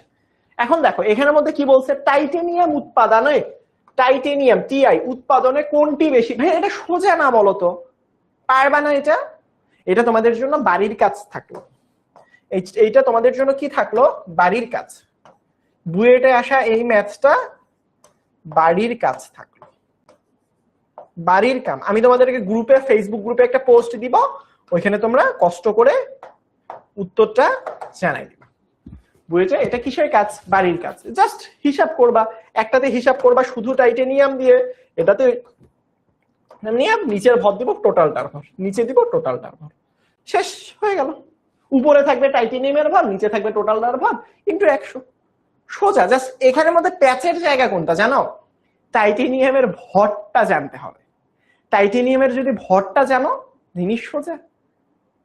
বুঝছো আমার কথা? এই যে অনেকে হোমওয়ার্ক কমপ্লিটও করে ফেলেছে, মাশাআল্লাহ মাশাআল্লাহ। যাক, ঠিক আছে, সুপার। এবার আসো, এইটা পারবা না, আরেকটা হোমওয়ার্ক নাও। দেখো তো কি প্রশ্ন বলছে, নিম্নোক্ত বিক্রিয়ার ক্ষেত্রে অর্থনৈতিক, এই কি বলেছে? বলেছে পার্সেন্টেজ অর্থনৈতিক হিসাব। অর্থনৈতিক হিসাব করা মানে হচ্ছে পার্সেন্টেজ অফ এ এর ভ্যালু। বলো তো পারবা না? এখানের মধ্যে প্রধান উৎপাদ কি বুঝাই যাচ্ছে? প্রধান উৎপাদ হচ্ছে এখানের মধ্যে আয়রন, লোহা তৈরি করতে চাই, এটা বুঝতে হবে, কমন সেন্স। আমরা তো আর কার্বন ডাই অক্সাইড তৈরি করবো না, পরিবেশের মধ্যে এমনিতেই কার্বন ডাই অক্সাইডের জিনিসপত্রতে একদম বের হয়ে গেছে। একজন বলতেছে, কি রে জায়েদ, লজ্জা নাই রে, টাইটেনিয়ামের ভর জিজ্ঞাসা করতেছিস? আর কয় মানে যে টাইটেনিয়ামের ভরটা জিজ্ঞাসা করলো, মিথিলাও কয় টাইটেনিয়ামের ভর কত। কি রে, তোদের তো লজ্জা লাগা উচিত। এক্স্যাক্টলি, বাড়ির কাম। এটাও তাহলে কি থাকলো? এটাও বাড়ির কাম, রাইট? এটা বাড়ির কাম, পারবা না? এই পারবা না বলো? ইন্টুতে 100, বাড়ির কাম পারবা কিনা? উপরে হচ্ছে 2টা আয়রনের ভর, নিচে হচ্ছে 2টা আয়রন যোগ 3টা কার্বন ডাই অক্সাইডের ভর, শেষ, বাড়ির কাম করে ফেলবা। এখন কও ভাই আয়রনের ভরটা একটু বলে দিলে ভালো হইতো। না, তোর উত্তরটা পরীক্ষার খাতায় আমি করে দিয়ে আসবো, তোর উত্তরটা ফাঁকা রেখে আসিস বাবা, তোর উত্তরটা আমি করে দিয়ে আসবো। ছবি তুলে নিতে পারো। আগের স্লাইড এই যে নাও, এই যে এটা হচ্ছে আগের স্লাইড। ভাই তুলতে হবে না, এটা স্লাইড পেয়ে যাবা, স্ক্রিনশট আমি দিয়ে দিব। ঠিক আছে, ভেরি গুড ভেরি গুড। এখানে ভরগুলোও দিয়ে দিছে, কি লজ্জার ব্যাপার। আচ্ছা, তার মানে আমরা বলতো এতক্ষণ ধরে অ্যাটমিক ইকোনমি এইটা সম্পর্কে কি ধারণা লাভ করেছি? উত্তর হচ্ছে হ্যাঁ ভাইয়া, অ্যাটমিক ইকোনমি সম্পর্কে আমরা মোটামুটি একটা কনসেপ্ট ক্লিয়ার করতে পারছি। এবার আমরা যেটা করব সেটা হচ্ছে ই ফ্যাক্টর। ই ফ্যাক্টর জিনিসটা কিন্তু ভালো না, এই জিনিসটা কিন্তু খারাপ। এই জিনিসটা কি খারাপ? কেন খারাপ? এটা সূত্রের মাধ্যমে আমরা বুঝবো। এই জিনিসটা ভালো, এই জিনিসটা ভালোর পরিমাণ, আর এই জিনিসটা খারাপের পরিমাণ। কি কেন ভাইয়া? এই ফ্যাক্টরটা কি ফ্যাক্টর? এই জিনিসটা দিয়ে কি বোঝায়? চলো আমরা একটু দেখি। দেখো এখানের মধ্যে ভালো করে খেয়াল করো, এই যে দেখো এ ই, আরে ভাই এখানের মধ্যে তো ভুলভাল লেখা আছে। ভুলে ভুলে পুষ্পে ভরা খাতাটা যে ভুলে ভরা। এই যে দেখো এটা হচ্ছে ই ফ্যাক্টরের সূত্র। ই ফ্যাক্টর, ই ফ্যাক্টর সমান সমান কি? সূত্রটা দেখো ভালো করে। উপরে দিছে বর্জ্যের ভর, উপরেরটা মানে কি? বর্জ্যের ভর বেশি হলে কি ভালো নাকি খারাপ? বুঝছো? আচ্ছা, কোশ্চেনে নাম্বার দেই নেই, কোশ্চেনে নাম্বার দেই নেই, এই তো। আচ্ছা, এটা কোশ্চেন নাম্বার 4 হবে, কোশ্চেন নাম্বার 4 হবে এটা। হ্যাঁ, কোশ্চেন নাম্বার 4 তিনটা দেখাইছি, চারটা দেখাইছি টোটাল। এবার দেখো তুমি আমাকে বলো, এই যে দেখো ই ফ্যাক্টরের মান কখন বাড়ে? বর্জ্যের ভর যদি বাড়ে তাহলে কি হয়? ই ফ্যাক্টরের মানটা বাড়ে। বুঝছো আমার কথা? তার মানে এখানের মধ্যে আমি যদি তোমাকে বলি যে ভাইয়া ই ফ্যাক্টর, বুঝো ই ফ্যাক্টর, ই ফ্যাক্টরের মান কখন বাড়ে বলো তো ভাইয়া? বলো বলো বলো বলো বলো। ই ফ্যাক্টরের মান তখনই বাড়ে যদি বর্জ্যের ভর বাড়ে।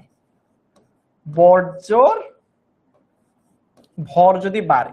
আচ্ছা, বর্জ্য যদি বাড়ে তাহলে এটা কি পরিবেশ বান্ধব? উত্তর হচ্ছে না। তাহলে পরিবেশের জন্য ক্ষতিকর, রাইট? কি বলতে পারি বলতো? এটা পরিবেশের জন্য ক্ষতিকর, রাইট? বুঝছো তো? এবার নিচে হচ্ছে বর্জ্য বাদে উৎপাদের ভর। বর্জ্য বাদে উৎপাদের ভর মানে কি এটা আমি তোমাকে বুঝাচ্ছি। ধরো এখানের মধ্যে এই জিনিসটা বুঝছো যে কেন আসলে ই ফ্যাক্টরটা ক্ষতিকর, এইটা বুঝো। কেন ক্ষতিকর ভাইয়া? কারণ ই ফ্যাক্টরের মান বাড়ে বর্জ্যের ভরটা বাড়লে। কিন্তু বর্জ্য বাড়া তো ভালো জিনিস না, বর্জ্য বাড়াটা তো ভালো জিনিস না আসলে। বুঝতে পারছো আমার কথা? এখন দেখো, যেমন আমি তোমাকে বললাম যে ধরো এ আর বি বিক্রিয়া করছে, করে এখানের মধ্যে সি এবং ডি তৈরি করছে। এখন চিন্তা করো এখানের মধ্যে এই যে ডি, সি হচ্ছে প্রধান উৎপাদ। কি বলেছি? প্রধান উৎপাদ বা একটা উৎপাদ, আসলে যে কোনো উৎপাদ চিন্তা করো।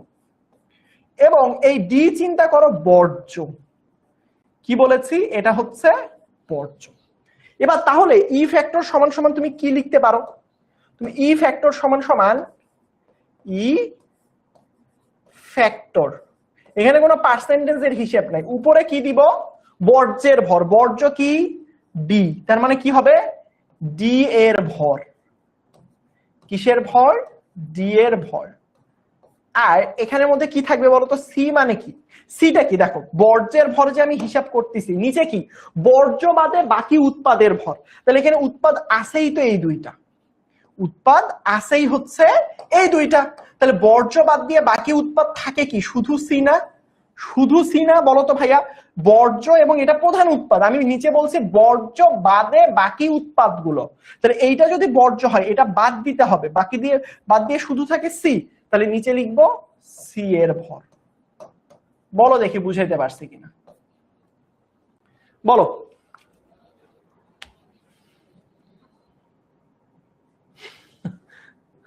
আফরোজা ভালো হয়ে যাও বাবা, আফরোজা।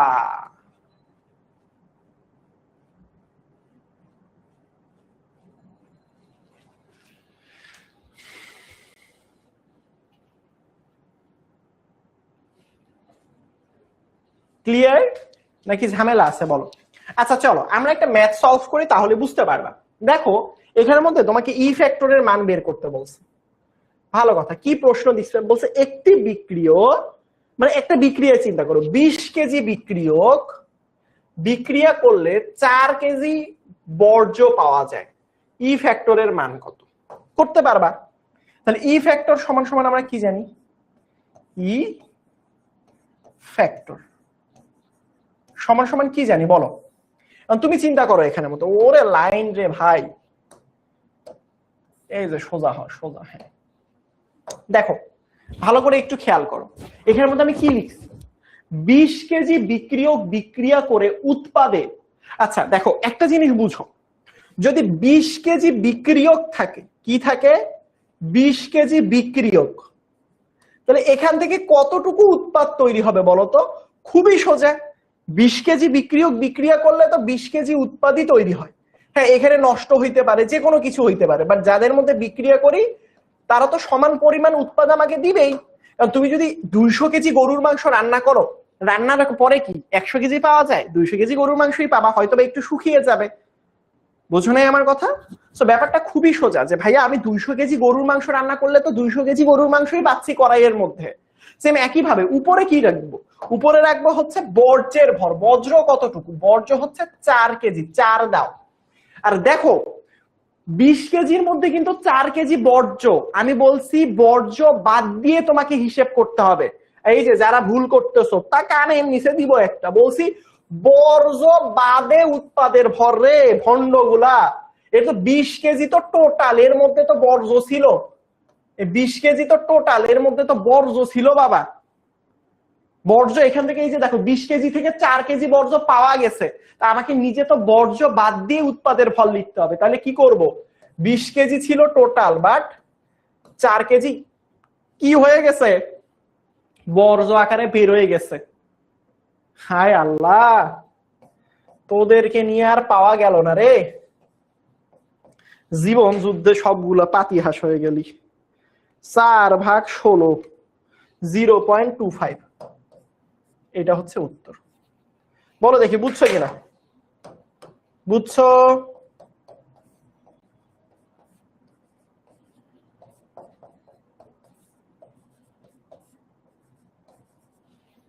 বলো দেখি।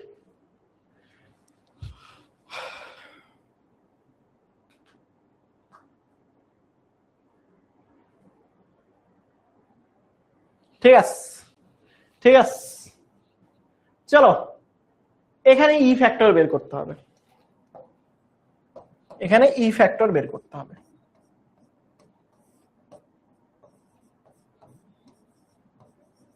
তাহলে এখানে ই ফ্যাক্টর কি করব, ই ফ্যাক্টর সমান সমান, তোমরা আমাকে বলো বিক্রিয়ক সমূহ বিক্রিয়া করলো, এখানে প্রধান উৎপাদ কোনটা তোমরা বলো তো ভাইয়া। এই জায়গার মধ্যে আমার খেলা হচ্ছে এই উৎপাদ নিয়ে। এই দেখো এইটা হচ্ছে উৎপাদ, এটা তো জানি, এত বড় জিনিস তো আর বর্জ্য হইতে পারে না, তো কমন সেন্সের জিনিস। উপরে কি লিখবো বলো আমাকে, উপরে কি লিখবো? উপরে লিখবো এটা কি, এটা হচ্ছে উৎপাদ বাবা, প্রধান উৎপাদ ইথানল। আর এই যে দেখো এটা তৈরি হওয়ার সময় হাইড্রোক্লোরিক অ্যাসিড, এটা কি হচ্ছে, এটা বর্জ্য হচ্ছে। কি হচ্ছে, বর্জ্য হচ্ছে। এই পাশেটা হচ্ছে উৎপাদ, আর ওই দিকেরটা কি, ওই দিকেরটা হচ্ছে বর্জ্য, রাইট? তাহলে এখানের মধ্যে দেখো আমার টার্গেট কিন্তু এখানে কিন্তু এই জিনিসগুলোতে বিক্রিয়কের কোনো হিসাব নিকাশ নেই, বিক্রিয়ক বাদ দিয়ে হিসাব করতে হয়, বিক্রিয়ক বাদ দিয়ে যেটা সেটাই তো বর্জ্য। উপরে কি লিখবো, বর্জ্যের ভর।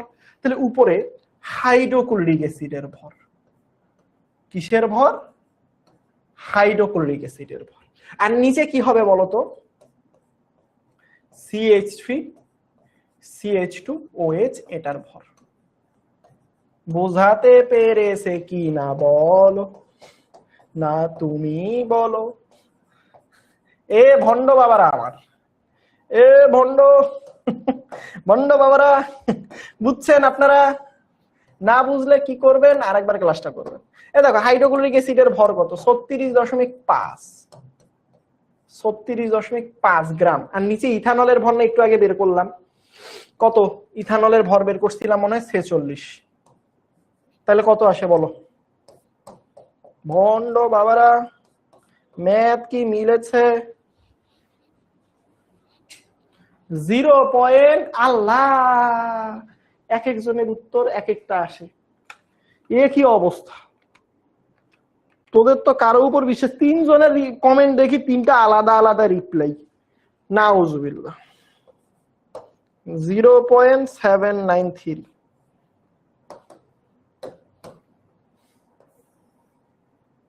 বলো দেখি বুঝছো কিনা।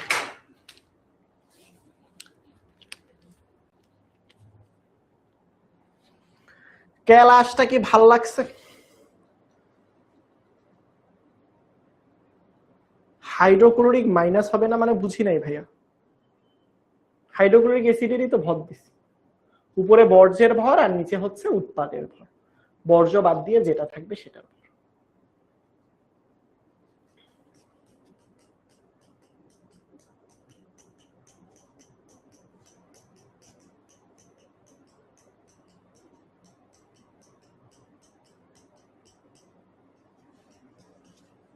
চলো নেক্সট টপিকে যাই। এই যে আসার পরবর্তীতে এইগুলো বিভিন্ন ভার্সিটি মেডিকেল এমসিকিউতে আসে, এইগুলো আমি এসে শিখাবো। CFC সংকেত, ফ্রিওনের সংকেত, R3 এর সংকেত, এগুলো নাম শুনছো কখনো? এদের সংকেত নির্ণয় করা শিখাবো। আমি জাস্ট একটা ছোট্ট নামাজের বিরতিতে যাচ্ছি, নামাজের বিরতির পরবর্তীতে এসে ইনশাল্লাহ এইগুলো শিখাবো। তোমরা একটু যদি নামাজ পড়তে চাও পড়তে পারো। এখানে জামাত আসলে আমি ফরজ নামাজটা পড়ে আসবো, জামাত হচ্ছে 7:30-এ, তো জামাতটা মিস দিতে যাচ্ছি না। সো শুধু ফরজটা যদি পড়তে চাও পড়তে পারো। আমরা একটা শর্টকাট কই গেল, হ্যাঁ এই বন্ধ বাবা, হ্যাঁ না এটা না, কি সমস্যা তোর? এ মা, সব কই গেল আমার। এই যে এটা হচ্ছে, কি শুরু করলি রে বাবারে তোরা। এই যে 10 মিনিটের একটা বিরতি, ঠিক আছে? কয় মিনিট? 10।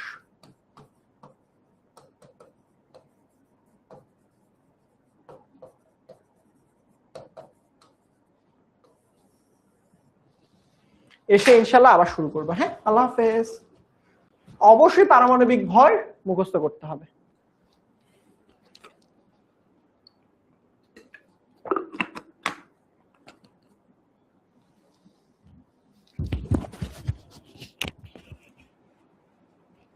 আচ্ছা, বলতেছে একটা কোশ্চেন করতে দিয়ে যান, ঠিক আছে? তোমাদেরকে একটা কোশ্চেন করতে দিয়েছি, এটা করো, এটা বাড়ির কামটা এখনই করো, এটা করো, এটা করো, এটা করো, এখনই করো, ঠিক আছে?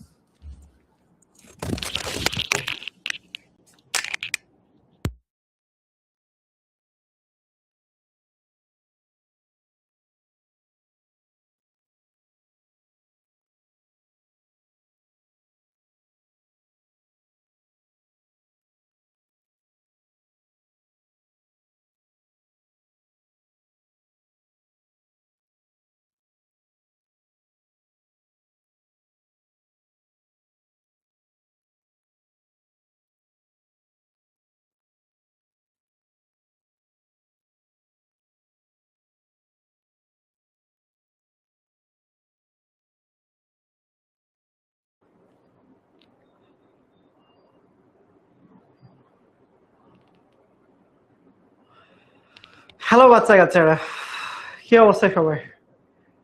সবাই শুনতে পারতেছ, দেখতে পারতেছ? আরে সেরা, আখি একটা তো উত্তরও বের করে ফেলেছে। ঠিক আছে, তাহলে আমরা নেক্সট পার্টে যাই, রাইট? চলো, আমাদের সময় কম। তোমরা কি ভূতের গল্প শুনতে চাও আজকে? ভূতের গল্প শুনতে চাও? যদি ভূতের গল্প শুনতে চাও একটু মনোযোগ দিয়ে শেষ পর্যন্ত থাইকো, লাস্টে এখন একটা ভূতের গল্প বলবো নি ইনশাল্লাহ। যাও, ঠিক আছে, ঠিক আছে, চলো আমরা এখন এইগুলো সংকেত নির্ণয় করা শিখবো। বুঝছো? 2 মিনিট লেট, এই যে একটু যেতে আসতে সময় লাগলো তো। আহারে, প্রশ্ন লিখতে হবে, সমস্যা নেই, বাসায় লিখে ফেলো, আমি ছবি তুলে পোস্ট করে দিব নি ইনশাল্লাহ, প্যারা নাই। তো চলো, ঠিক আছে, যারা যারা ভূতের গল্প শুনতে চাও এই টপিকটা শেষ, এই টপিক পড়াইতে 5 মিনিট সময় লাগবে। 5 মিনিটের পরে যারা যারা চলে যাওয়ার চলে যাও, বাকিদেরকে ভূতের গল্প শোনাবো নি ইনশাল্লাহ। যাও, চলো এবার দেখো সিএফসি, এগুলো বইয়ের মধ্যে এরকম পাবা না, কিন্তু পরীক্ষায় আসে। সিএফসি, সি তে হচ্ছে কার্বন, এফ তে ফ্লোরিন, এবং সি তে হচ্ছে যে কোনো কিছু হইতে পারে, কার্বন, ক্লোরিন, একটু বুঝো। এগুলো সংকেত নির্ণয় করতে হবে বেসিক্যালি। সো কিভাবে নির্ণয় করবা? খুব সহজ একটা ইয়া আছে, এটাকে আমরা 90 রুলস বলি। 90 রুলস মানে হচ্ছে, দেখো তুমি এই যে দেখো, এই যে দেখো এখানে 90 লিখবা, 90, এদের এখানেও কত লিখবা? 90, এখানেও কত লিখবা? 90, এখানে কি সবার ড্রিম নাম্বার 90, সবার সব জায়গায় কি লিখবা? 90 লিখবা। এখন তুমি ভালো করে খেয়াল করে, এই যে সামনে সিএফসি সামনে কত আছে? 11 না? এর সাথে 11 যোগ করে দিবা। বুঝো কি করবা? 11 যোগ করবা। এটার সামনে ফ্রিয়ন কত আছে? 12 না? এখানের মধ্যে 12 যোগ করে দিবা। বুঝাইতে পারছি? এখানে কত দেয়া আছে? 13 না? এখানের মধ্যে 13 যোগ করে দিবা। ক্লিয়ার? ভালো কথা। এখানের মধ্যে কত আছে? 22, এখানের মধ্যে 22 যোগ করে দিবা। সবাই কি বুঝছো? প্রথমে কি রাখবো ভালো করে বুঝো, এটা এমসিকিউ তে লাগবে। ঠিক আছে শিকদার, তুমি শুনেও না, অনামিকা রানী শিকদার, ঠিক আছে। তো চলো, আমরা কি বুঝছি বেসিক যে জিনিসটা বলতেছি সেটা হচ্ছে যখন তোমাদেরকে এরকম সিএফসি, ফ্রিওন, R13, ফ্রিওন বা সেগুলো এমসিকিউতে অনেক আসে, এগুলো এডমিশন পরীক্ষাতে অনেক আসে, এমসিকিউ পরীক্ষাতেও আসে। বাট এডমিশন দেখো ভাই, আমি যখন পড়াচ্ছি ডিটেলসে সবই পড়াচ্ছি, সেইগুলো যাই না রাখো, এগুলো লাগবে কাজে। বুঝছো আমার কথা? এখন দেখো ভালো করে খেয়াল করো, দেখো এগুলো কেন করবা, যখন তুমি পরীক্ষা দেখবা প্রশ্ন আসতেছে তখন উত্তরটা পেয়ে যাবা।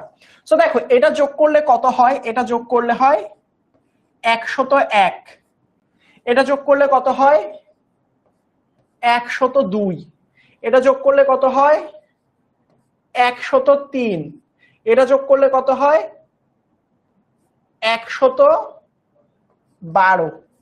আচ্ছা, এই যে নাম্বারগুলো দেখতেছো না তোমরা, এই যে 101, 102, 103, 112, এই যে নাম্বারগুলো দেখতেছো না, এই নাম্বারগুলো কিসের নাম্বার বুঝছো? ভালো করে বুঝছো, এই নাম্বারগুলো কি এইভাবে আসবে, CFC11। আগে শিখো, এটা সংকেত বের করতে আসবে। এই যে দেখো প্রশ্ন, দেখো প্রশ্ন আসবে এভাবে, এই যে দেখো প্রশ্ন উপরে লিখা, এই যে সিএফসি, ফ্রিওন, এদের সংকেত নির্ণয় করো। পরীক্ষায় বলবে CFC11 এর সংকেত কোনটা।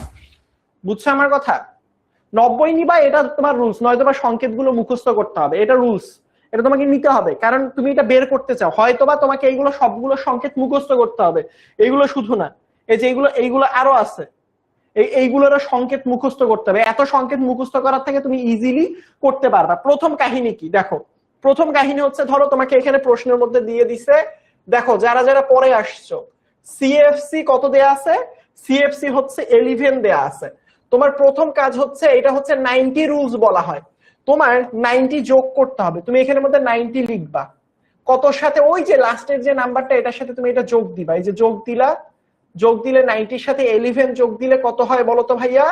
101 হয়। এখন মনে রাখবা এই নাম্বারটা কিসের নাম্বার, মনে রাখবা এই নাম্বারটা হচ্ছে কার্বন, হাইড্রোজেন এবং ফ্লোরিনের নাম্বার। মনে রাখবা কিসের কিসের নাম্বার, কার্বন, হাইড্রোজেন এবং ফ্লোরিনের নাম্বার। অর্থাৎ এই যে প্রথম নাম্বারটা আছে, এই নাম্বারটা হচ্ছে কার্বনের নাম্বার, এই নাম্বারটা হচ্ছে হাইড্রোজেনের নাম্বার, পরের নাম্বারটা হচ্ছে ফ্লোরিনের নাম্বার। বুঝছো আমার কথা? তার মানে এই যে CFC11, এই যে যৌগটা আছে, আমি যাব, এই যে যৌগটা আছে, এই যৌগটাতে কি লাগবে বলতো ভাইয়া? এই যৌগটা যখন তুমি সংকেত নির্ণয় করবা, এই যৌগতে কার্বন, কার্বনের হাত কয়টা? কার্বন একটা আছে, এই যে দেখো কার্বনের হাত কয়টা? 4টা, 1টা 2টা 3টা 4টা। বুঝো? 4টা হাত, 4টা হাতের মধ্যে হাইড্রোজেন কয়টা? 0টা, তার মানে হাইড্রোজেন নাই। ফ্লোরিন একটা আছে, রাইট? তাহলে ফ্লোরিন একটা দিব। তাহলে বাকিগুলো কি হবে ভাইয়া বলতো? কার্বনের যে কয়েকটা হাত বাকি থাকবে সেই কয়েকটা তোমাকে ক্লোরিন দিতে হবে। কি দিতে হবে? ক্লোরিন। যে কয়েকটা হাত বাকি সে কয়েকটা ক্লোরিন, যে কয়েকটা হাত বাকি সে কয়েকটা ক্লোরিন। তাহলে এই যৌগটার সংকেত কি হবে দেখো তো ভাইয়া? এই যৌগটার সংকেত হবে, কার্বন ছিল একটা, ফ্লোরিন ছিল একটা এবং ক্লোরিন হচ্ছে 3টা। এটা হচ্ছে সিএফসি পরীক্ষা এভাবে আসবে যে CFC11 এর সংকেত কি। সুতরাং CFC11 এর সংকেত হচ্ছে এইটা। বুঝাইতে পারছি? বলো দেখি।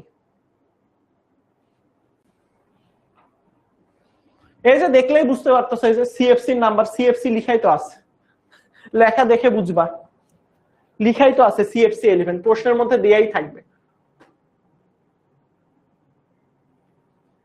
যে কয়েকটা হাত ফাঁকা সে কয়েকটা ক্লোরিন দিয়ে দিবা। এবার দেখো আরেকটা করি, চলো, দুই একটা করলে বুঝতে পারবা। ফ্রিওন, ফ্রিওন 12, প্রশ্নের মধ্যে এরকমই দিবে, এই যে দেখো ফ্রিওন 12, কি করবা? প্রশ্নানুসারে এই যে 90 এর সাথে এই 12টা যোগ দিবা। তাহলে 90 এর সাথে 12 যোগ করলে হয় 102। মনে রাখবে এই সংখ্যাটা কি? কার্বনের সংখ্যা, হাইড্রোজেনের সংখ্যা এবং ফ্লোরিনের সংখ্যা নির্দেশ করে। তাহলে এখানে কার্বনের সংখ্যা কয়টা আছে? 1, মানে কার্বনের সংখ্যা আছে একটা। ফ্লোরিন কয়টা? হাইড্রোজেন আছে 0টা, ফ্লোরিন আছে 2টা। তাহলে এখন দেখো কার্বনের হাত কয়টা? 4টা, 1টা 2টা 3টা 4টা, রাইট? এই 4টার মধ্যে এই যে দেখো একটা কার্বন যেহেতু আছে, ওই কার্বনের হাত দিয়ে দিলাম। হাইড্রোজেন দিব একটাও নাই তো হাইড্রোজেন। ফ্লোরিন আছে 2টা, দিয়ে দাও এখানে, এই যে একটা ফ্লোরিন, এই যে একটা ফ্লোরিন। এখন যে কয়েকটা ফাঁকা হাত সেই কয়েকটা কি দিব? ক্লোরিন দিব।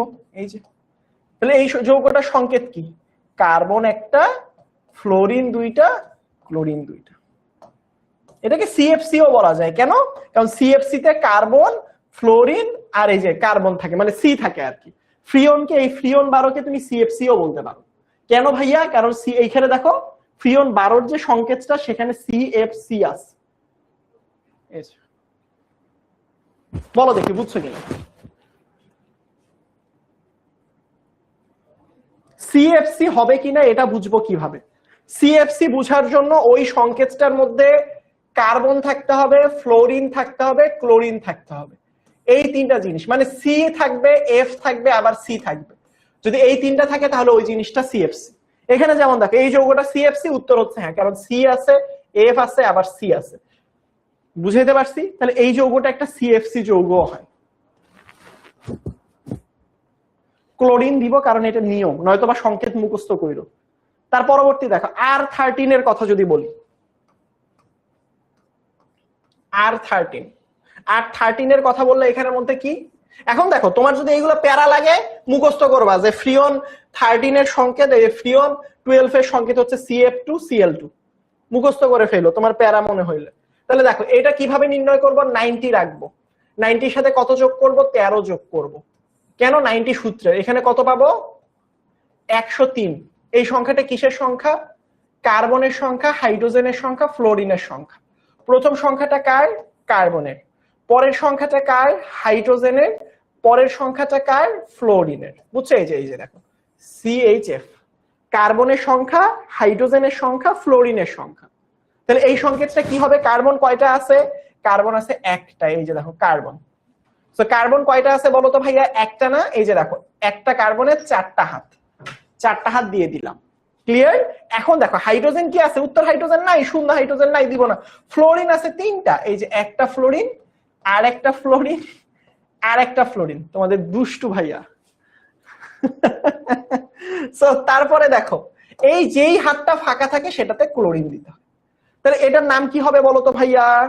এটার নাম হবে, এই যে দেখো একটা কার্বন, এই যে দেখো একটা কার্বন, 3টা ফ্লোরিন, 3টা ফ্লোরিন, একটা ক্লোরিন, এই যে একটা ক্লোরিন। এটাকে কি সিএফসি বলতে পারি? হ্যাঁ, এই R13টা কি সিএফসি তুমি বলতে পারো। কেন? কারণ সিএফসি হওয়ার শর্ত হচ্ছে সি থাকবে, এফ থাকবে, সি থাকবে। তো এখানে কি আছে? সি আছে, এফ আছে, সি আছে। তুমি চাইলে এটাকে সিএফসিও বলতে পারো। বুঝছি?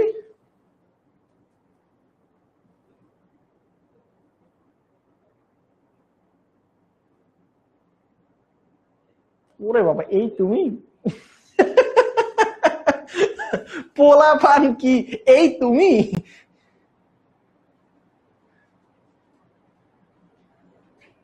সবাই বুঝছ?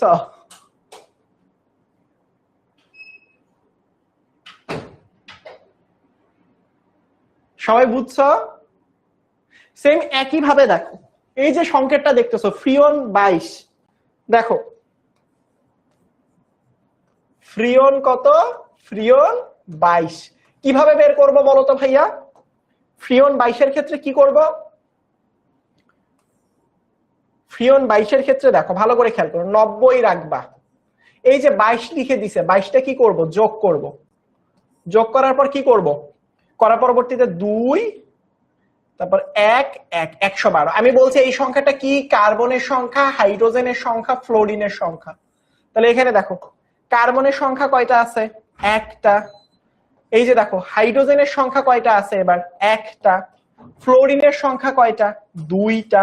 আচ্ছা, কার্বন যেহেতু এখানের মধ্যে একটা আছে, তাই আমরা এখানে কি করব? কার্বনের 4টা হাত আমরা 8 করে দিই। যে কার্বন 1টা 2টা 3টা 4টা হাত। তাহলে কি করব? একটা হাইড্রোজেনকে দিয়ে দিব, এই যে দিলাম হাইড্রোজেন। 2টা কি করব? 2টা ফ্লোরিন আছে, 2টা ফ্লোরিনকে দিয়ে দাও।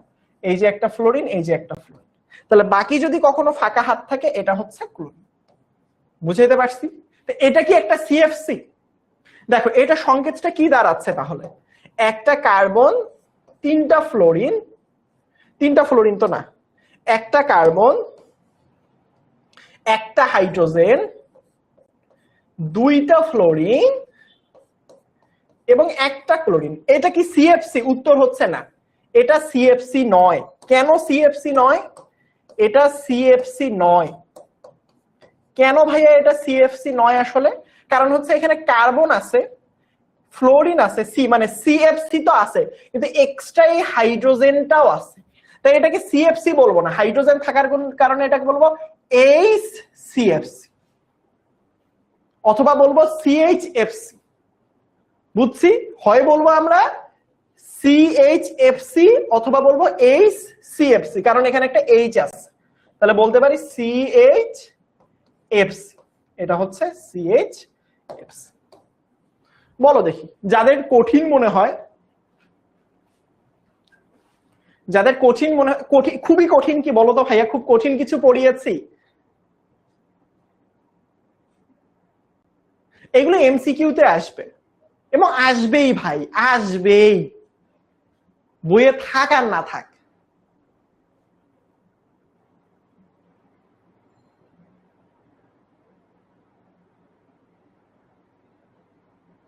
খুব কঠিন কিছু পড়াইছি বলো তো ভাইয়া? আমার তো লাস্টের দিকে প্যারা খেয়ে গেলাম, আমি ভাবলাম তোমাদেরকে শিখাই, বুঝছো, তো আমি একটু প্যারা খেয়ে গেলাম, যে মনে হচ্ছে যে আমি তোমাদেরকে এই জিনিসটা বুঝাইতে পারতেছি না, এই জিনিসগুলো বুঝাইতে চাইছিলাম, থাক এগুলো আর পড়াবো না, এগুলো তোমরা ওইগুলো বুঝলে এগুলো এমনিতেই পারবা। যেমন এখানের মধ্যে একটা ছিল এক্সেপশনাল, এটা না দেখাই থাক। হ্যাঁ, এই যে একাধিক আসলে এগুলো থাকে, এগুলো লাগবে না, যারা এডমিশনের ক্ষেত্রে এগুলো পাবা ইনশাল্লাহ। হ্যাঁ, আমি তোমাদেরকে জাস্ট ভাই, আমি তোমাদেরকে এখন থেকে এডমিশনের জন্য পর্যন্ত প্রিপেয়ার করতেছি। এই যে দেখো 122, 112,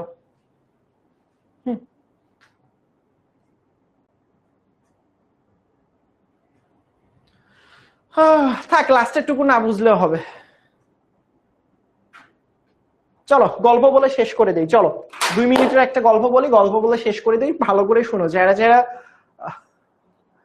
যারা যারা হচ্ছে গিয়ে তোমার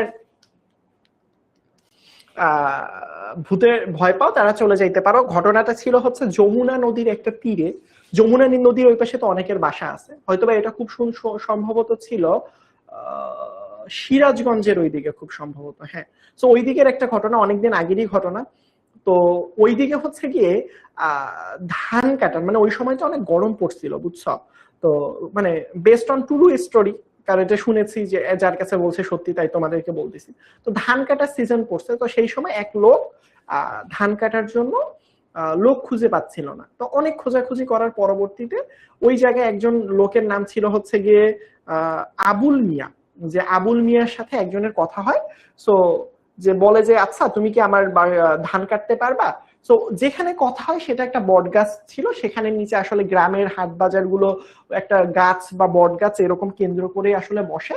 তা আবুল মিয়া এবং ওই যে ধরো যে জমিদার সাহেব, এই দুইজনের মাঝখানে কথা হয়, হওয়ার পরবর্তীতে দুইজন কথা বলে, জমিদার বা হচ্ছে জমির মালিক এবং আবুল মিয়া দুইজনের সাথে কথা হয়। কথা হওয়ার পরবর্তীতে দুইজন বলে যে আচ্ছা ঠিক আছে, এখন যেহেতু লোক পাওয়া যাচ্ছে না, আমরা দুইজন আগামীকাল ভোরবেলা, আমি জানি তোমরা হয়তোবা যারা অনেকে গ্রামে আসো ভোরের দিকে আসলে ধান কাটা শুরু করে, লাইট নিয়ে ভোরবেলা বা ভোর 4টার সময়, ভোর 5টার সময়, হ্যাঁ, ধান কাটা শুরু করে আসলে।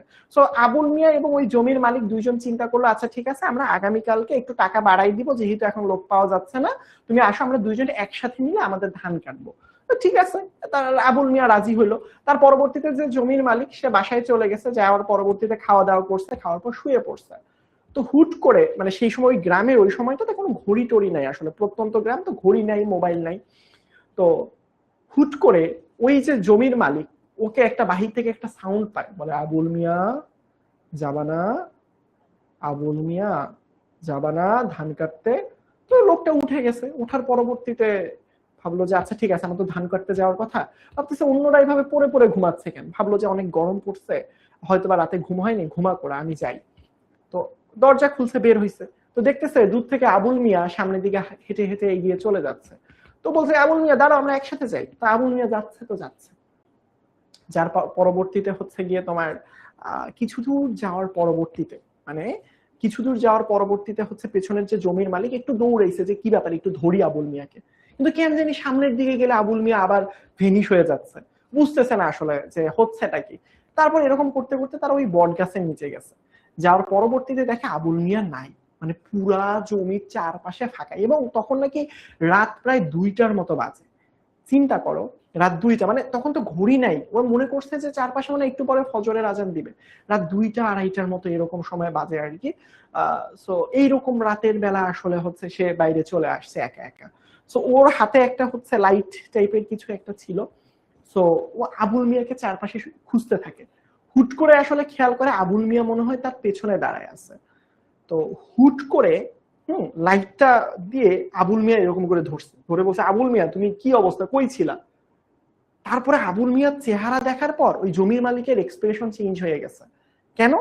মনে হচ্ছিল আবুল মিয়ার মুখটা কেউ জানি মানে একটা পাথর দিয়ে থ্যাতলাই দিছে, এবং আবুল মিয়ার চোখ দুইটা আসলে নিচে খুলে এই পর্যন্ত চলে আসছে, চোখ নাই চোখের জায়গায়। চিন্তা করো, এত রাতে আগুন দিয়ে দেখতেছে, চোখ এই জায়গার মধ্যে নেমে গেছে। আবুল মিয়া বলতেছে হ্যাঁ, এবং জমির মালিক তো অনেক ভয় পেয়ে গেছে। এবং তার পরবর্তীতে জমির মালিক দৌড়ানোর চেষ্টা করছে, কে মনে হচ্ছে জমির মালিক দৌড়াচ্ছে কিন্তু রাস্তা আগাচ্ছে না। বুঝতে পারছো আমার কথা? সো এর পরবর্তীতে ওই লোক হচ্ছে অনেক চিৎকার দিচ্ছে, মনে হচ্ছিল যে দূর দূরান্ত থেকে অনেক লোক হেঁটে যাচ্ছে, মানে কোন এক পথিক হয়তো বা রাতে, কেউ ওর ডাক শুনতে পারতেছে না। অনেক চেষ্টা করে দৌড়াতে দৌড়াতে দৌড়াতে দৌড়াতে হ্যাঁ তার বাসার কাছাকাছি চলে আসছে। আসার পরবর্তীতে ওর বাসাটার একটু সাইডে আবুল মিয়ার বাসা। তো সেই সময় দেখে আবুল মিয়ার বাসা হচ্ছে কান্নাকাটি চলতেছে। 1 মিনিট লাগবে, 1 মিনিট, হ্যাঁ। সো আর হচ্ছে গিয়ে তোমার আবুল মিয়ার বাসায় কান্নাকাটি কেন, একটু আগে তো আবুল মিয়াকে ওখানে দেখে আসলাম। গিয়ে দেখে যে রাতের বেলা আবুল মিয়া ট্রাক অ্যাক্সিডেন্টে মারা গেছে, মানে এবং সে যে মারা গেছে তার যে মুখের সাইড দিয়ে হচ্ছে ট্রাকের চাকা চলে গেছে, এবং যার ফলে ও গিয়ে লাশটা দেখে আর তো হতভম্ব যে লাশটা চোখ খুলে আছে, এই পাশ দিয়ে বের হয়ে গেছে চাপ খেয়ে। ওই লাশটা সাথে ওই টাইপের একটা জিনিসের সাথে সে এতক্ষণ ডিল করলো। সে তো ভয়ে পুরো থমকে গেছে, এতক্ষণ আমি কার সাথে ছিলাম, আবুল মিয়া তো মারা গেছে। তার মানে হতে পারে তার সাথে যে জিন ছিল, প্রত্যেক মানুষের সাথেই জিন আছে, তোমার সাথে একটা আছে, আমার সাথে একটা আছে, হতে পারে তার জিনটা তার সাথে গেছিল। সেরকম হয় আসলে রাতের বেলা তোমাদেরকে কেউ যদি তোমাদের নাম ধরে ডাকে বাসার বাইরে এসে, সহজে বুঝাই শুই না আসলে কাজ করি। ঠিক আছে, সবাই ভালো থেকো। এবং হ্যাঁ, আরেকটা কাজ, সেটা হচ্ছে ক্লাসটা কেমন লাগছে। সাইকেল 2 এর প্রথম ক্লাস ছিল, তোমাদের ফ্রেন্ডদেরকে জানাইতে ভুলবা না আমাদের ক্লাসগুলো শুরু হয়ে গিয়েছে, যারা করছে নাই ফ্রেন্ডদেরকে জানাইতে ভুলবা না, আমরা কিন্তু ক্লাস শুরু করে দিয়েছি অলরেডি। সো আমরা চাই সবাই একসাথে শিখতে, জিনিসগুলো কিন্তু সুন্দর করে যথেষ্ট শিখিয়ে দেওয়ার চেষ্টা করেছে। যে বললো সিএফসি কি, ফ্রিওন কি, এগুলো পরবর্তীতে জানবা, এমনিতে অ্যাডভান্স অনেক কিছু পড়িয়ে দিয়েছে। তোমাদের উপর এখন ফরজ হচ্ছে ক্লাসটা কেমন লেগেছে ক্লাস শেষে অবশ্যই জানাবা, নয়তো ওই আবুল মিয়াকে তোমার বাসার কাছে পাঠাই দিব। সো আবুল মিয়ার হাত থেকে যদি বাঁচতে চাও তাহলে ক্লাসটা কেমন লেগেছে অবশ্যই জানাবা। বলতেছে ভাই আপনার পেছনে জিন, আমি তো একটা জীবন্ত জিন। ধরবো গিয়ে। সবাই ভালো থাকো, আমার জন্য দোয়া করো, ইনশাআল্লাহ তোমাদের সাথে দেখা হবে অন্য কোনো ক্লাসে।